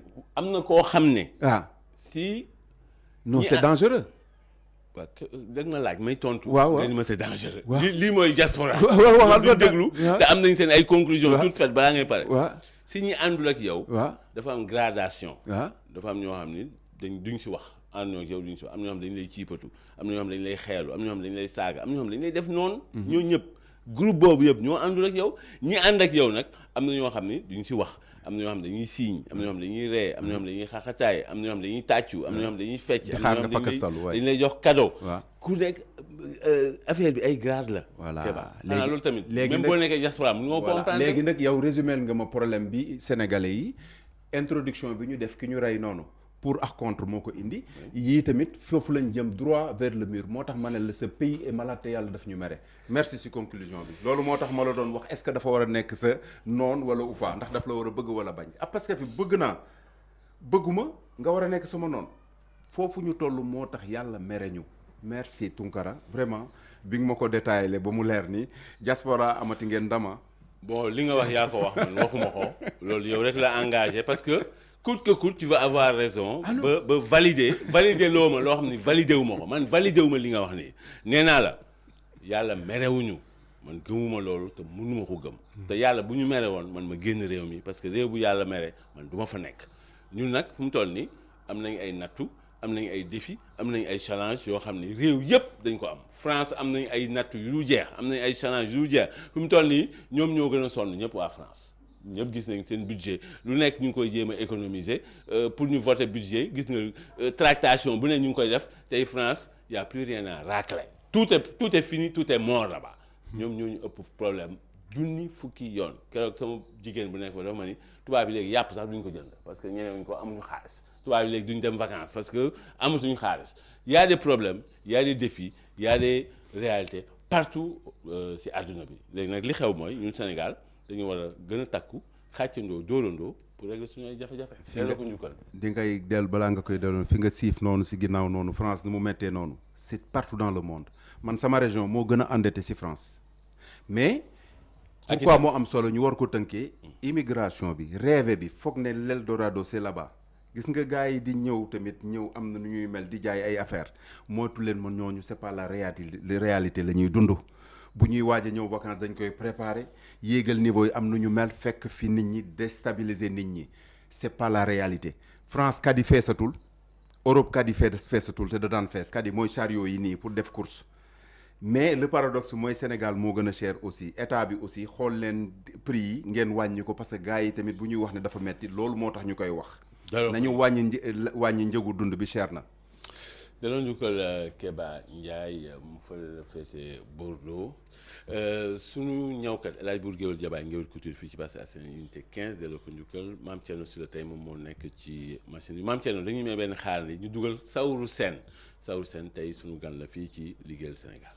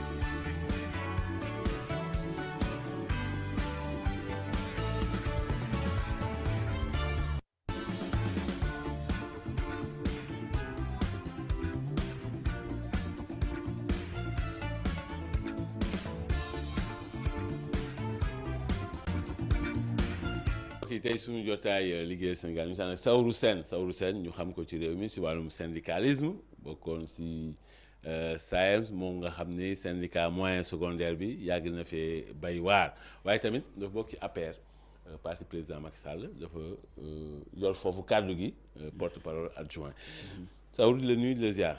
waaw maa ngi lay fay Tunkara di nuyu aussi tous tes internautes nuyu sénégalais yëpp. macha allah Saourou Sène yow casquette politicien wala syndicaliste ñaar yooyu yow bu la si gënal. bon su ma bëggee des dans le tempo actuellement damay ni bu politicien bi la parce que je suis maintenant plus politique que syndicaliste. xam nga dans la vie yàlla dafay dogal nit ku nekk dafay am chemin bu muy topp bu muy suivre bu ma duggee dans le secteur de l'éducation en tant que professeur ci la ma jàngalekat yi responsabilisé au niveau d'abord du lycée d'enseignement général de Diourbel. De là, je suis devenu départemental, je suis devenu régional jusqu'à être membre du bureau national, jusqu'à diriger le syndicat. Alors, loolu étape la dans ma vie. waaye nag bu ma paree étape boobu def le dernier congrès en 2022 ci la ma président Macky Sall jox opportunité ñëw ci langue politique. parce que kon bi nga duggee APR yàggul. non je suis damay définir comme le dernier venu de l'APR. mais yow kon da nga am parachute parce que ñëw rek nekk porte-parole adjoint loolu yombul. waaw yombul loolu moo tax ma ne la opportunité boobu la ma président Macky Sall lu jox. parce que bi ma nommé conseil spécial ma nekk ci wetam ma pare ci loolu ci la ma wax ni yow Saourou suñu ànd bi jeexagul parce que non seulement dama bëgg nga travailler au sein de l'APR mais surtout dans la communication. soxla naa la foofu ci la ma nommé. mais am na lu ma jaaxal ci communication bi. Saourou tey. APR par exemple. ban mooy organe de communication bu APR. waaw xam nga wax nga ko sànq man comme damay door a ñëw am na ci fi ma yem en termes d'information mooy li ma xam mooy y a un pool quand même de communication boo xam ne. d'accord loolu c'est en interne. voilà c'est en interne. su ñuy wax affaire mass média. communication de masse. ban outil tey Pastef par exemple am nañ ay Jotna Média. am nañ ay Sans Limite. am nañ yooyu. ñun APR lan la am. oui man benn bu ma xam daal mooy te mënuma wax sax nag c'est pour l'APR mais baatu dëgg. Bah Diakhaté c'est juste un militant. oui mais loolu moom benn chaîne la am chaîne YouTube. mais à Saourou Sène ça veut dire que c'est d'ailleurs une façon de nous interpeller quand même sur la nécessité de mettre en place un outil ou des outils de communication. C'est grave, hein? Parce qu'un parti comme l'APR quand même nga xam ne gérer na pouvoir war na mën a am des organes de communication yoo xam ne. mais ça c'est grave quand même. oui quand même je le confesse. C'est très grave. Je le confesse mais comme ni ma la ko waxee man maa ngi door a yegsi trouver gars yi mais je crois que loolu dinañ ci waxtaan parce que nag am na liggéey boo xam ne entamé nañ ko. week-end bi mu war a jeex le 21 muy l'installation des secteurs exécutifs départementaux bon je pense que bu ñu toogee nag mettre en place la direction du parti mais tous ces éléments de communication dinañ ko teg. parce que ne pas communiquer. surtout dans ce moment. loolu c'est une catastrophe parce que APR dafa bokk ci di tax. ñu perte pouvoir. mooy communication surtout digitale. ils ont été absents. tout à fait ñeneen ñi nag amoon boulevard. boo xam ñoom rek a fa nekkoon justement dérouler. oui ba bu ñuy ñëw rouler compresseur bi. après bon après. je pense que wolof moo ni noppi du yeey. C'est-à-dire nous sommes dans un monde de communication et la communication non seulement elle est diversifiée mais la communication aujourd'hui fait partie du quotidien de tous les citoyens. À partir de ce moment boo yoree un parti politique surtout un parti comme l'APR qui quand même quoi qu'on dise a beaucoup fait pour ce pays-là mais qui n'a pas suffisamment communiqué vulgarisé sur ce que le président a fait loolu nag aussi jàpp naa ni bokk na ci li tax quand même lu ñu daal 2024 dal ñu mais nag à quelque chose malheur est bon parce que loolu dinañu permettre ñu réorienter ce qui mérite de l'être teg sur la table jumtuwaay yoo xam ne surtout dans ce monde de communication dinañ ko mën a développer à l'endroit du public des Sénégalais de façon générale mais dinañu permettre aussi ñu nekk au tempo parce que je crois que c'est ça. Saourou tey boo amoon président est-ce que yaa ngeen di jokkoo.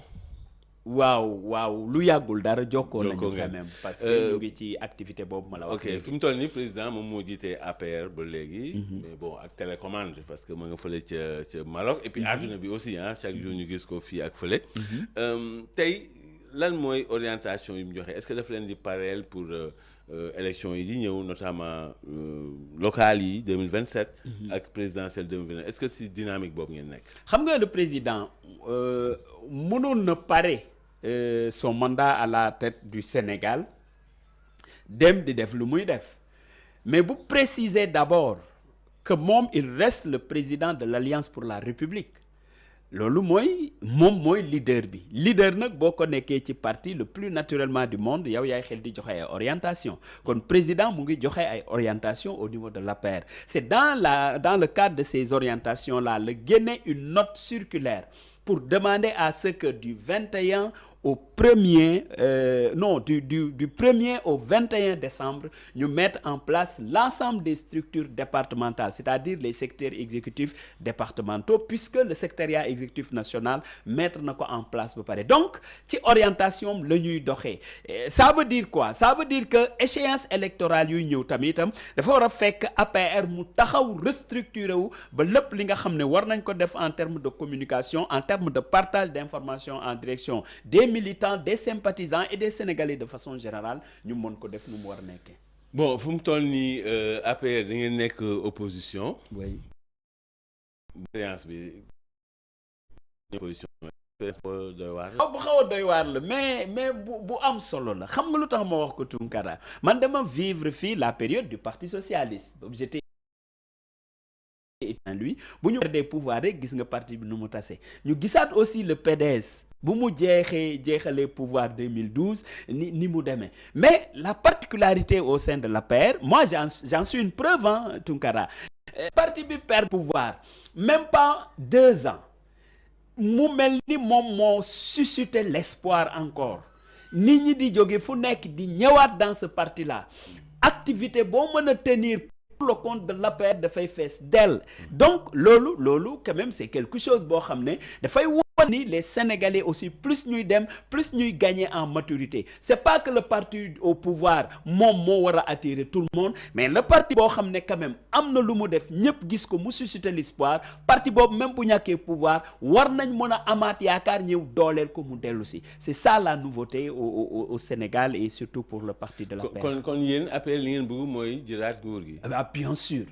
mais l'objectif de tout parti politique. kon président Macky Sall candidat la 2029. waxaguñu ci loolu xam nga 2029 ñi xamagul ñi amul expérience politique bëri bavardage ñoom ñooy wax pour 2029 parce que li diggante fii ak 2029 lu nekk xëj na ci kon ñun après tout aussi nous sommes des croyants mais li wér te wóor mooy l'objectif de tout parti politique y compris l'APR c'est d'exercer le pouvoir ñàkk nañ ko il faut qu'on ait le courage tirer toutes les leçons ce qui a été bien fait ce qui a été mal fait et qui nous a conduit dans une situation d'opposition pour que luñ ci war a rectifier ñu rectifier ko ci liggéey boobu la ñuy nekk maintenant élection locale yi dañuy bëgg gagner le maximum de mairies législatives yi ñu jël Assemblée nationale et le plus naturellement du monde en 2029 ñu gagner waat la présidentielle.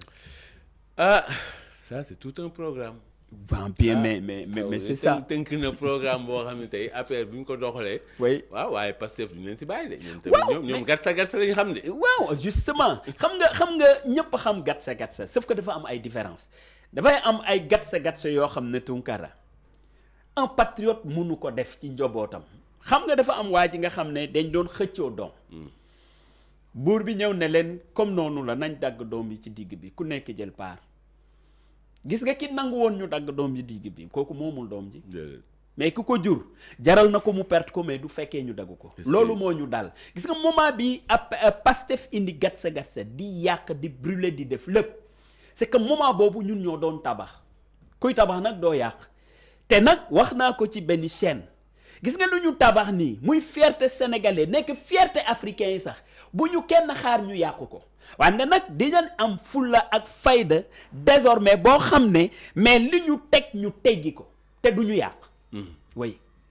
ah loolu xeetu gatsa la de.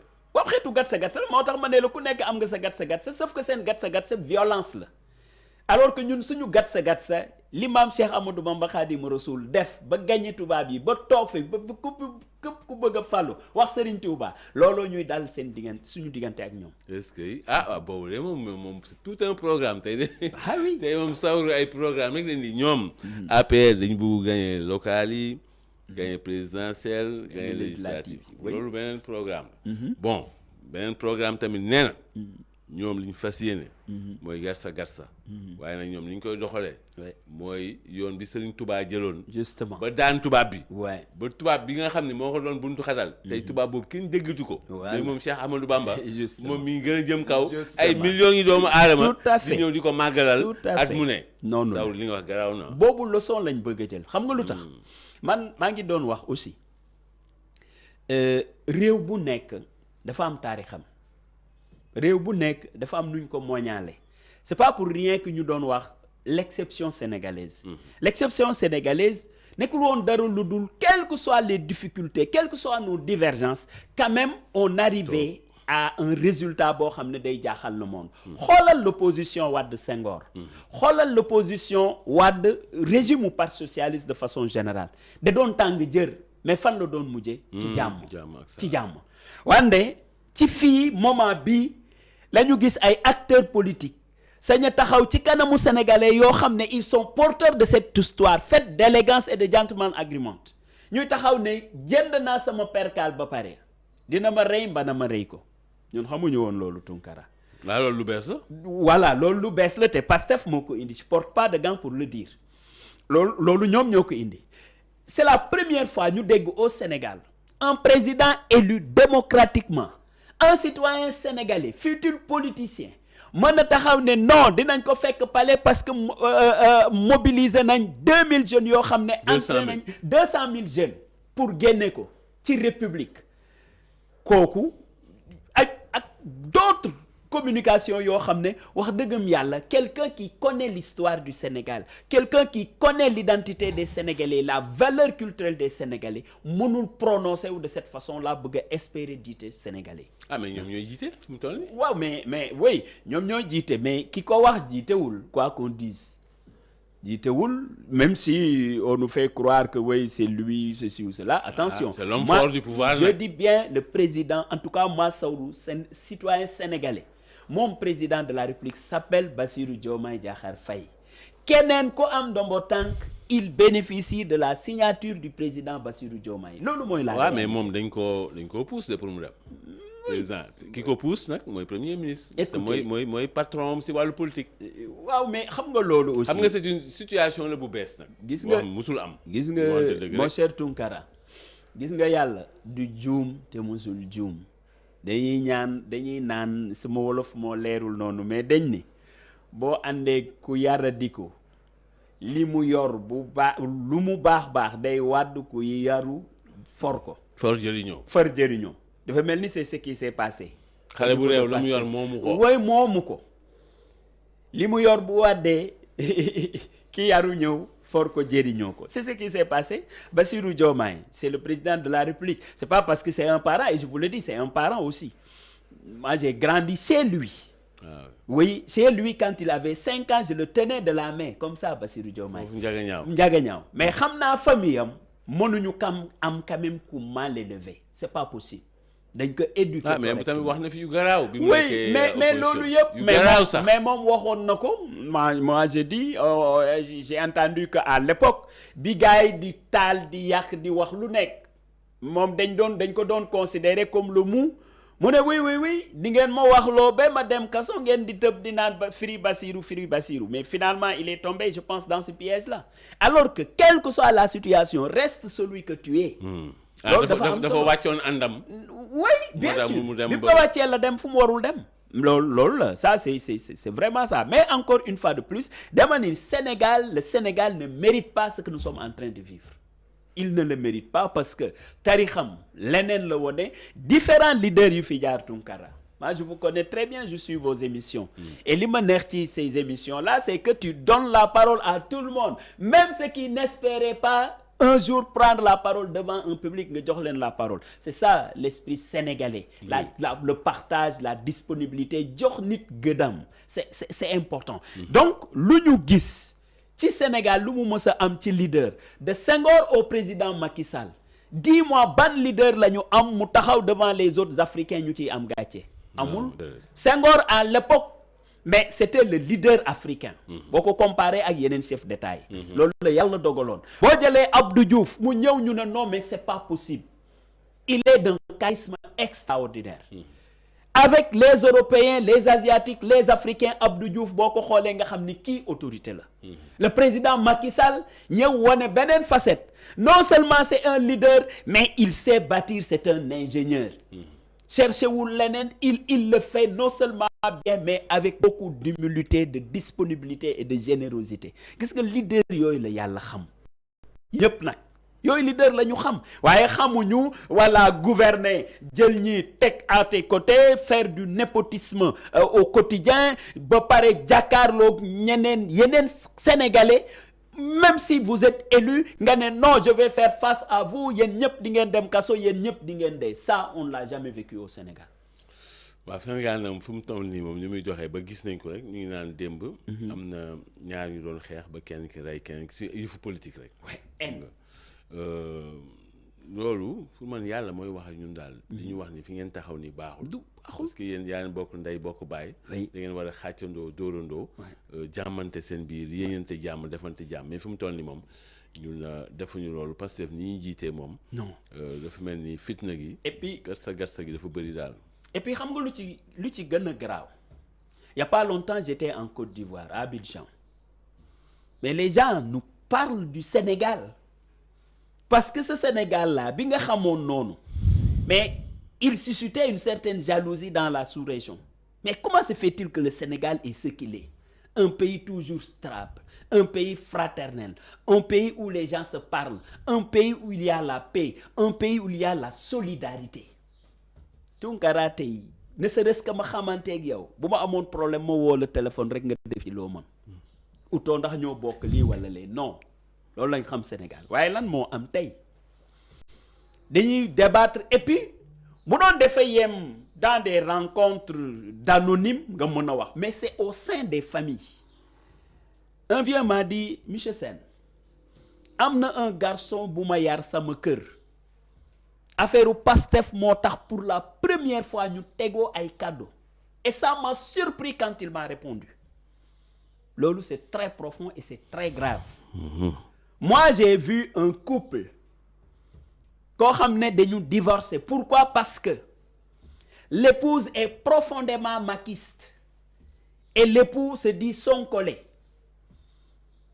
kii indi photo Ousmane Sonko ku jigéen ki indi photo Macky Sall mu ne ko doo ko fi taf mu ne ko xanaa bokku ñu kër gi bu dee amatuma droit ci kër gi wax ma ba divorce foofu la jógee kon les partis politiques quel que soit le parti dafa amee devoiru éducation à la citoyenneté et surtout boo déggee à la éducation à la citoyenneté c'est l'éducation à la responsabilité et à la respectabilité da nga war a respecter nit ñi parce que da nga war a incarner une responsabilité boo xam ne c'est sans reproche loolu nag bu amul ndax leader bi moom nee ne moom la du keneen moom la ñi fi nekk yëpp baaxuñu ku bokkul ci moom sàcc la quand à l'époque le président de PASTEF disait aux jeunes sénégalais que ministres yi ñi ñëpp ngeen gis boo leen toojee seen kër boo leen demee seen kër di ngeen fa fekk un milliard c'est catastrophique ça.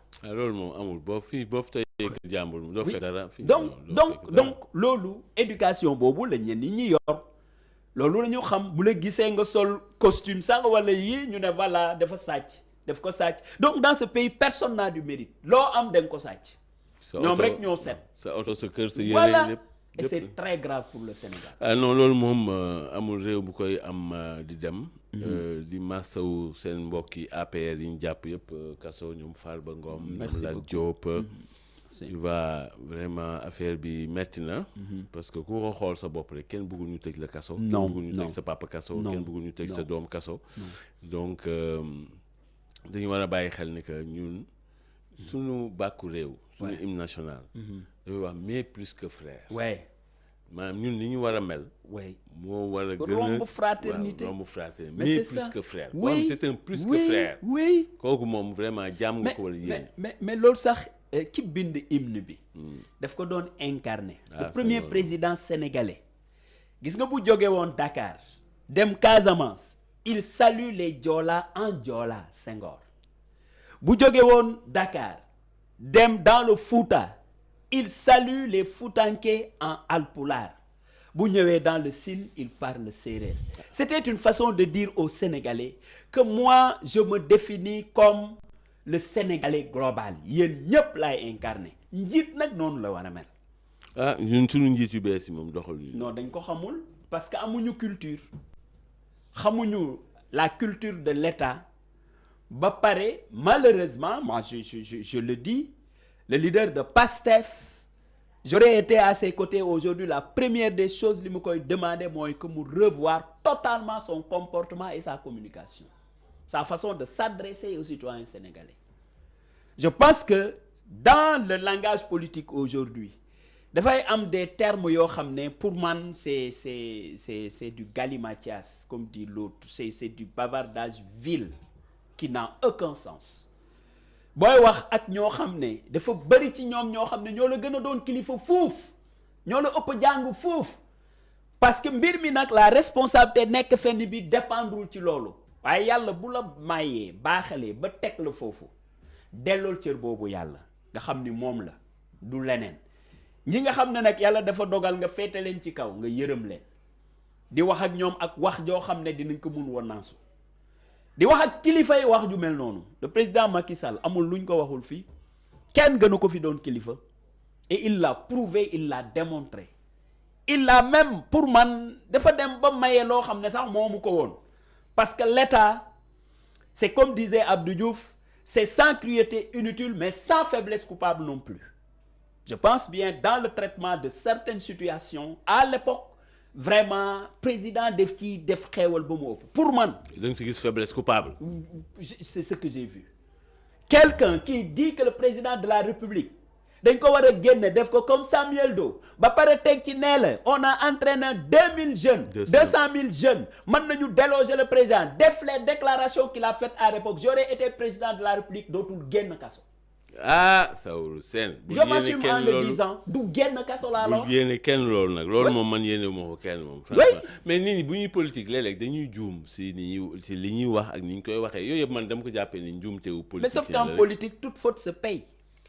waaw mais ñoom boo ko au defee tu contraire payes. waaw bon fay nañ parce que jàpp nañ leen inculpé nañ leen pour yooyu ba loi d'amnistie bu mars bi génne na yooyu yëpp bon alhamdulilah peut-être c'est une page tournée yu mel noonu dootul mais une sombre page quand même. waaw parce que am na ay nit yu dee sax xam nga amul lu gën a sombre loolu une sombre page de vraiment l'histoire. war nañ évoluer nag ñoom garsa bi ñu génn si vraiment ñu nekk si defar nekk si liggéey ak résultat xam nga ñett yooyu moo am solo liggéey defar résultat parce que boo deful loolu rek boo matul histoire xam nga nag Tunkara bu ñu waxantee dëgg le Sénégal était dans une dynamique d'émergence ñu tegu woon si yoon ci yoon la ñu tegu woon ba avril 2024 te li ñu dindi ci yoon boobu yëpp c'est des discours des propos incontrôlés yoo xam ni tey parce que li wérte woor mooy ñi yoroon nguuru Sénégal ba 2024 bu doon ñoo fi nekk tey moi en tant que syndicaliste damay tegaat la revendication de l'amélioration des salaires parce que damay ni non seulement yéen ci fi ngeen toll woon am na un geste bi ngeen def dans la correction du système de rémunération mais pétrole génn na gaz génn na donc lépp am nañu ressources additionnelles xool leen li ngeen mën a defaraat pour les travailleurs. fi mu toll nii kon kenn loolu fi mu toll nii kenn sañu fi wax xel xalaatu ko xam nga lu tax parce que ki yegg si nee na leen maa ngi déjà au sous-sol ki nekk sous-sol noo koy tàllale loxo te nga nekk premier étage fooy jëm. ah président assemblée nationale dañ leen a matt bu tooy ba siit lañ fi fekk. malheureusement président nee na amuñu benn marge de manœuvre ni budgétaire ni financier. c'est que justement xam nga bi ñu ñàkkee marge de manœuvre kañ la bu ñu amul programme te wax sénégalais yi dañu am programme gis nga état du caaxaan monsieur Tounkara. Non, état moom du caaxaan. État du caaxaan. C'est-à-dire quand on vous parle du projet quand on parle d'abord du PSE mais allez dans le Google l'internet mu jox la toutes les rubriques mais t'appelles laaj foofu le projet. Où est le projet? Le projet bi kay moom amul. Non, pas de truc dafa amul.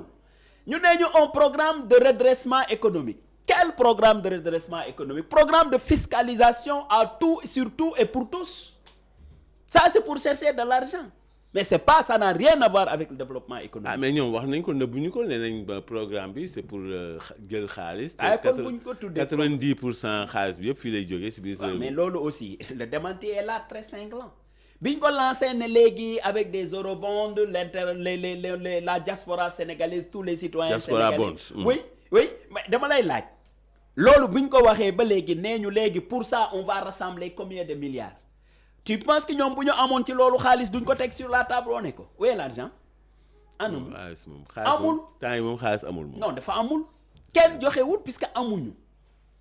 Oui, c'est ça le problème. C'est-à-dire le Sénégal est dans une situation extrêmement grave et inacceptable pour qui connaît l'intelligence du Sénégalais et des Sénégalais.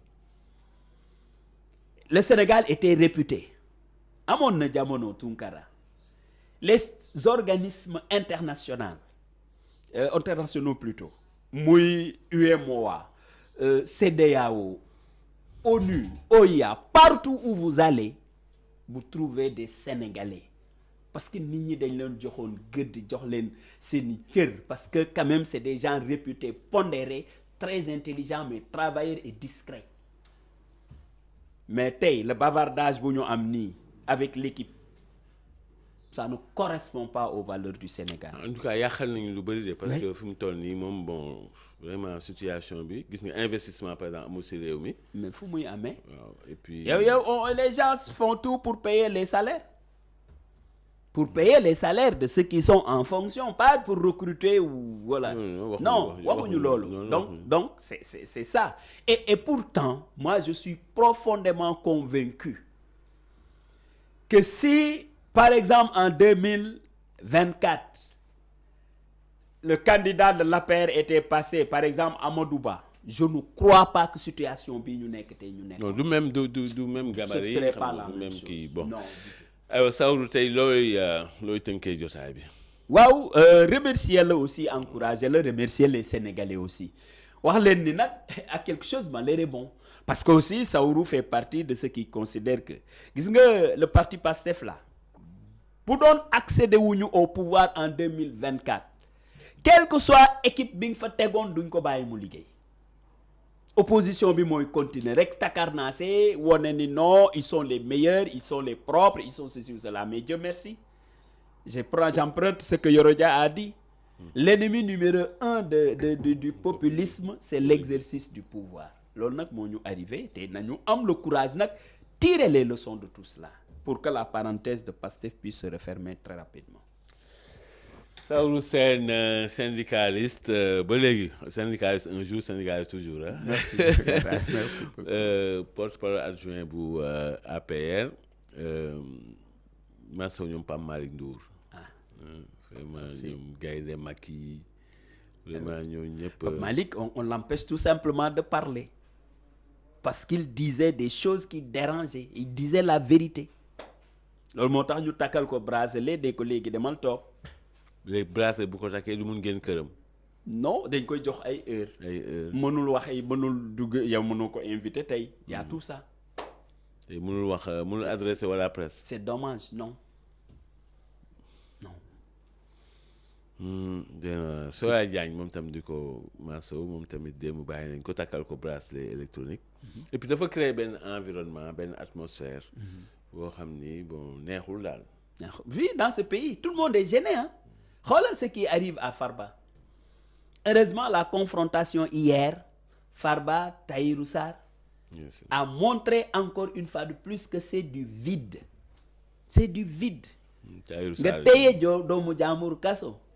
téye mbindeefu yàlla ci loo xam ne yàlla nangu ko. Voilà le Sénégal. Ah mais premier ministre waxoon na foofu moom foofu ca Agnam ne am na koo xam ne moom dootul bokk élection Sénégal. Mais je vous dis une chose, ceux qui maintiennent Farba en prison, ils sont dans la prison de leur conscience. Ça c'est sûr. Ah doy na waar et puis boo xoolee dañ doon wax ne buñ ñëwee xaalis yi fi ñi jëloon yooyu yëpp dina leer ñaari at a ngi nii amul kenn kuñ si condamné amul kenn kuñ si ku joxe ñaar dërëm bu dugg si keesu état bu ñëwoon dañ ko sàcc ba léegi ñaari at a ngi nii. xam nga lu tax. Parce que dañu accuser gratuitement des gens. xam nga dafay am loo xam ne dafay leer. Imagine quand les gens disaient que les juges et les magistrats sont aux ordres de Macky Sall. C'était pas vrai. Et quand ils sont arrivés au pouvoir, ils ont considéré que noonu nag la war a demee. Les juges et les magistrats doivent être sous leurs ordres.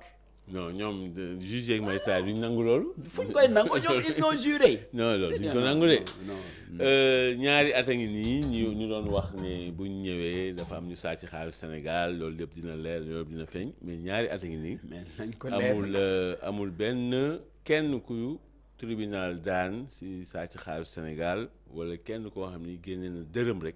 mais ñu delloo ko réewu Sénégal. mais y a une question monsieur Tounkara. La déclaration de patrimoine. Pourquoi les Sénégalais, au moins qui sont patriotes, qui sont proches du Premier ministre, pourquoi mënuñu ko wax conformément à nos engagements, fait votre déclaration de patrimoine? Non moom def na ko dañ ko siiwalul rek. lu tax siiwaluñ ko dañ ko siiwal. comme yëpp dafa ba déclaration de patrimoine kay boo ko gisee pour des autorités publiques c'est pour que mu siiw ñu xam. bu ko citoyen xamul à quoi sert de faire cette déclaration jaru ko. ah ñoom nag am na yu bëri si yow ñu ko léegi comme rapport yi ñu leen doon laaj par exemple Olivier Sur bi mu ñëwee rapport yi mu laaj. ñu wax dette cachée bu leen non amul dette cachée rapport yu ñu nëbb. moom moo fi am rapport yooyu ba léegi. génnewuñ ko. mais pourquoi mënuñu génnee rapport yooyu surtout le rapport Mazars quelqu'un les a interpellés et c'est un des leurs. waaw nee nañ rapport Mazars bu génnee àdduna tukki. ah loolu la wax de. ah oui si parce que et puis moi j'ai suivi une chaîne internationale où les journalistes disaient ceci. Comment se fait-il que le Sénégal veuille lui avoir son seul mode de calcul de sa dette qui est différent des autres pays jaaxal nañu. On a pris les dettes des entreprises et tout parce que dañ bëgg a chercher salir quelqu'un koo xam ne yàlla daf ko setal. voilà loolu tamit nag après réew mi perte. ah voilà. fi mu toll nii ñun ñoo perte affaire bor bi ñuy nëbb bi ñuy wax loolu saw sa ñun nan lañ ci gagné. rien depuis bu ñu agité le débat ba léegi c'est des pertes. ay pertes dégg nañ sax keroog ministre des finances ak ministre bi yor économie yëpp. ñoom ñu ne Sarr et Diba. waaw ñoom ñu ne wax bi amul sens wax bi nañ ko bàyyi. non c'est-à-dire ñoom aussi gis nga nit da ngay responsable assumer ton courage. Moi, j'aurais été dans l'équipe gouvernementale, surtout occuper ces responsabilités-là, j'aurais le courage de dire au Premier ministre d'arrêter ce débat-là. Ah oui? Mais de ne même pas parce que ça n'a pas de sens. Ensuite, il y a plus grave que ça. Mais tous ceux qui étaient dans les régimes financiers, à l'époque sous le régime de Macky Sall, dégg nga leen au dernier conseil des ministres, ils sont revenus en force. Mais ñooñu dette cachée bu amee ñoom la. mais dette cachée kay bu amee kuréel ñoo ko def du benn nit rek mënu ko def. non ñu bëri nekk si. non responsabilité partagée lay nekk quoi. mais l'actuel ministre de l'actuel ministre des finances du budget Diba, lui il est au cœur parce que c'est lui le directeur des programmes budgétaires à l'époque de Macky Sall. loolu dëgg la. voilà directeur de la programmation budgétaire ba pare moom moo doon jokkoo tamit ak kuréel yooyu ñu mel ni ay FMI ak yooyu. kon bu dara amee si fànn woowu. moom xam na ko. te moom nag. ku waxal yàlla musu si wax. waaw mais. musu si wax benn yoon laa ko dégg mu wax si. mu ne mooy loolu amul sens mu ne wax jooju amul sens. waaw mais gis nga les choses s'assument noonu mu ko waxee noonu ci lu ndaw loolu noppi ci daf ko war a fax mu fës gis nga nit dañ koy dimbali surtout l'autorité. dafa war a jël des responsabilités dafa war a wax lee yéen ñi fa nekk wax leen ko lu mu war a wax. Le Premier ministre s'il doit faire une sortie sur des questions financières il doit avoir l'avis du ministre des Finances. S'il parle au nom du Sénégal xam nga dafa am benn jour mon grand frère Cheikh Mbow wax ma benn affaire defaat naa ko tey def émission pare mu woo ma mu ne ma Sawru à l'époque j'étais secrétaire général du SAEMS mu ne ma booy demate émission yoreel sa stylo ak sa carnet de notes. loolu ça donne l'impression au moins au public que li ngay wax du yow mais li nga partager avec tes collaborateurs loolu moo koy gën a jox sens mais bu dee yow rek en tant que secrétaire général nga ñëw di wax mais ça n'intéresse pas beaucoup mais si tu parles au nom de la structure que tu diriges dafay am lenn luy matérialiser ne li ngay wax nii de foofu nga ko jëlee c'est important pour l'autorité. Aujourd'hui, le président de la République, le premier ministre, bu ñu waree wax sur des questions financières, c'est important qu'il partage avec l'autorité des finances qui est le ministre des Finances. Parce que jour bi ñuy wax loolu ministre des Finances ñëw fa woon sax. mais bu ci wax parce que xamoo ko. La preuve aujourd'hui avec le FMI mais comme ñun ñoo ni non seulement les chiffres que notre État vous a donné c'est de faux chiffres mais prouvez-nous montrez-nous les éléments qui le prouvent.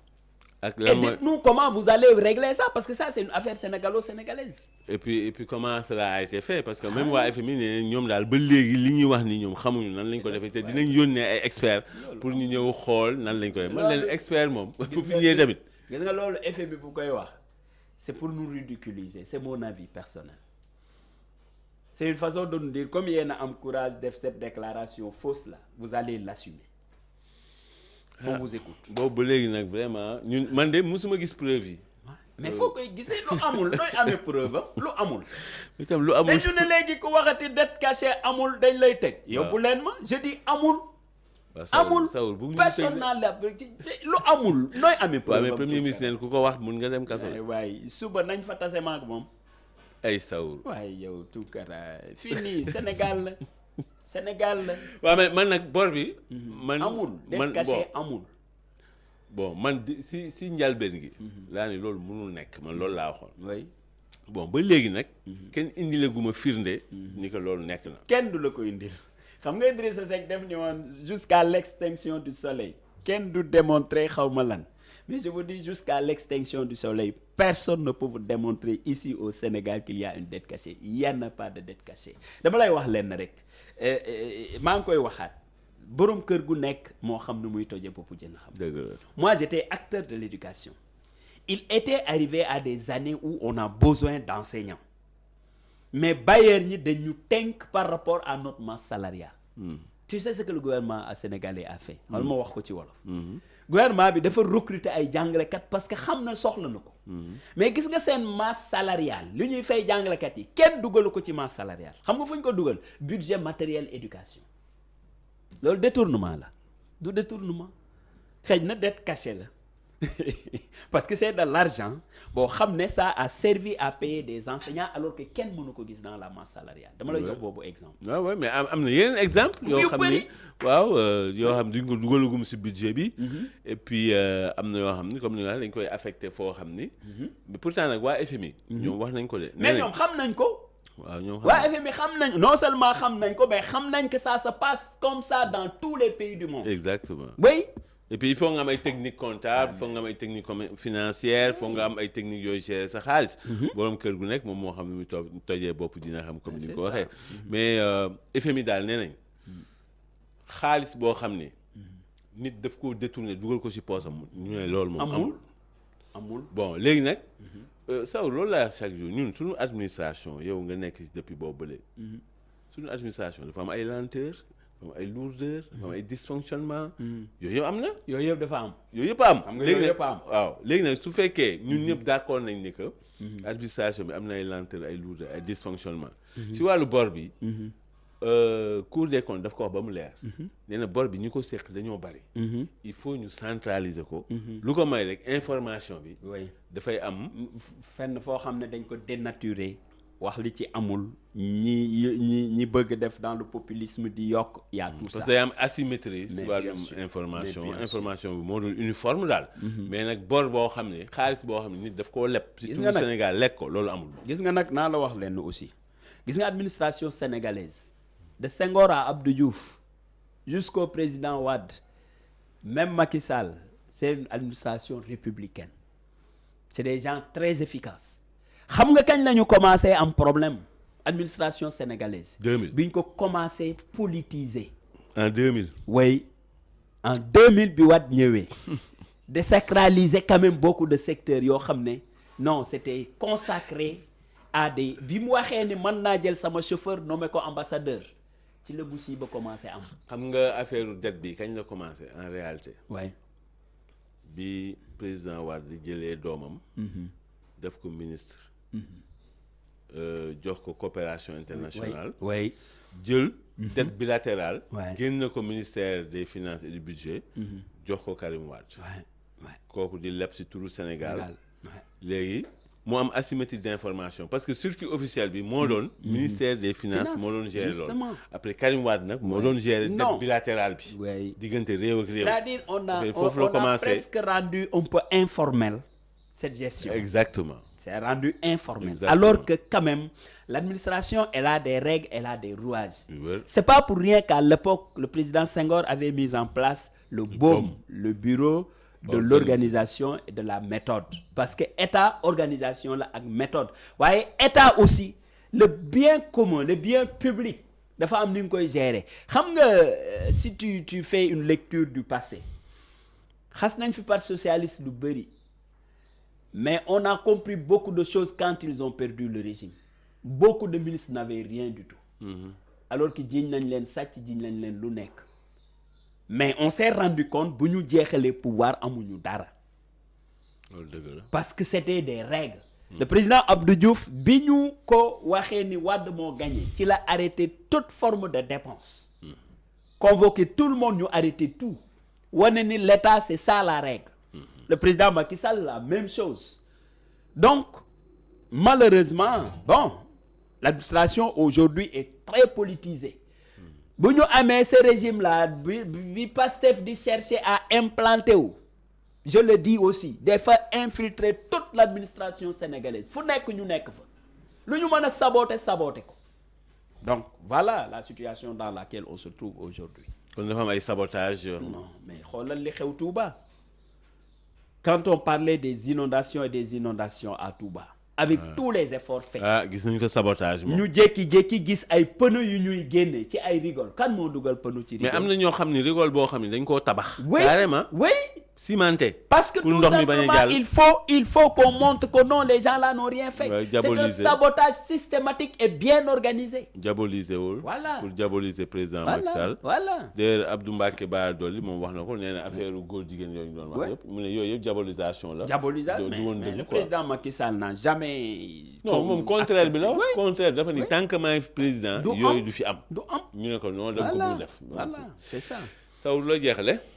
Di la remercier cette fois-ci vraiment dire aux Sénégalais rek nañu takkuwaat xam ne nag réew mi ñoo ko moom waaye nag je dis au président de la République c'est lui qui a la responsabilité aujourd'hui de réconcilier les Sénégalais entre eux de tenir le discours qui correspond aux valeurs culturelles sénégalaises discours u jàmm discours u booloo xool li ñu mën a def dans la situation actuelle parce que li xew ni Sénégal ça aurait été dans un autre pays démocratique une république mais le président prendra son courage à deux mains pour woo toutes les forces vives ne leen voilà la situation ñu toog fii di sànniwante ay xeer di accuser les uns les autres ça n'a pas de sens non que ñu xool toutes les bonnes compétences ñu réfléchir xool lii naka lañ ci mën a génne parce que nag Sénégal ñoo ko bokk te mënuñu ko séddoo kon nañu fexe prêcher la paix ku nekk li mu am ci xam-xam mu indi ko pour ñu génn ci situation bi. teeloo ko njukkal Saourou Sène ni ñuy delloo njukkal El Hadj Bour Gueweul Diabaye Nguèye Couture fii ci Passage Sénégal 15 sunu technicien Mame Thierno Sylla delloo ko njukkal moom tam sunu ay téléspectateurs ak ay internautes yéen ñi seetaan di bàyyi xel si àdduna bi yëpp amuñu seen fay ñu leen ñaan suñu borom jàmm xéwal ndimbal ak yërmande dig daje ñëpp ëllëg bu soobee yàlla jàmm ak jàmm.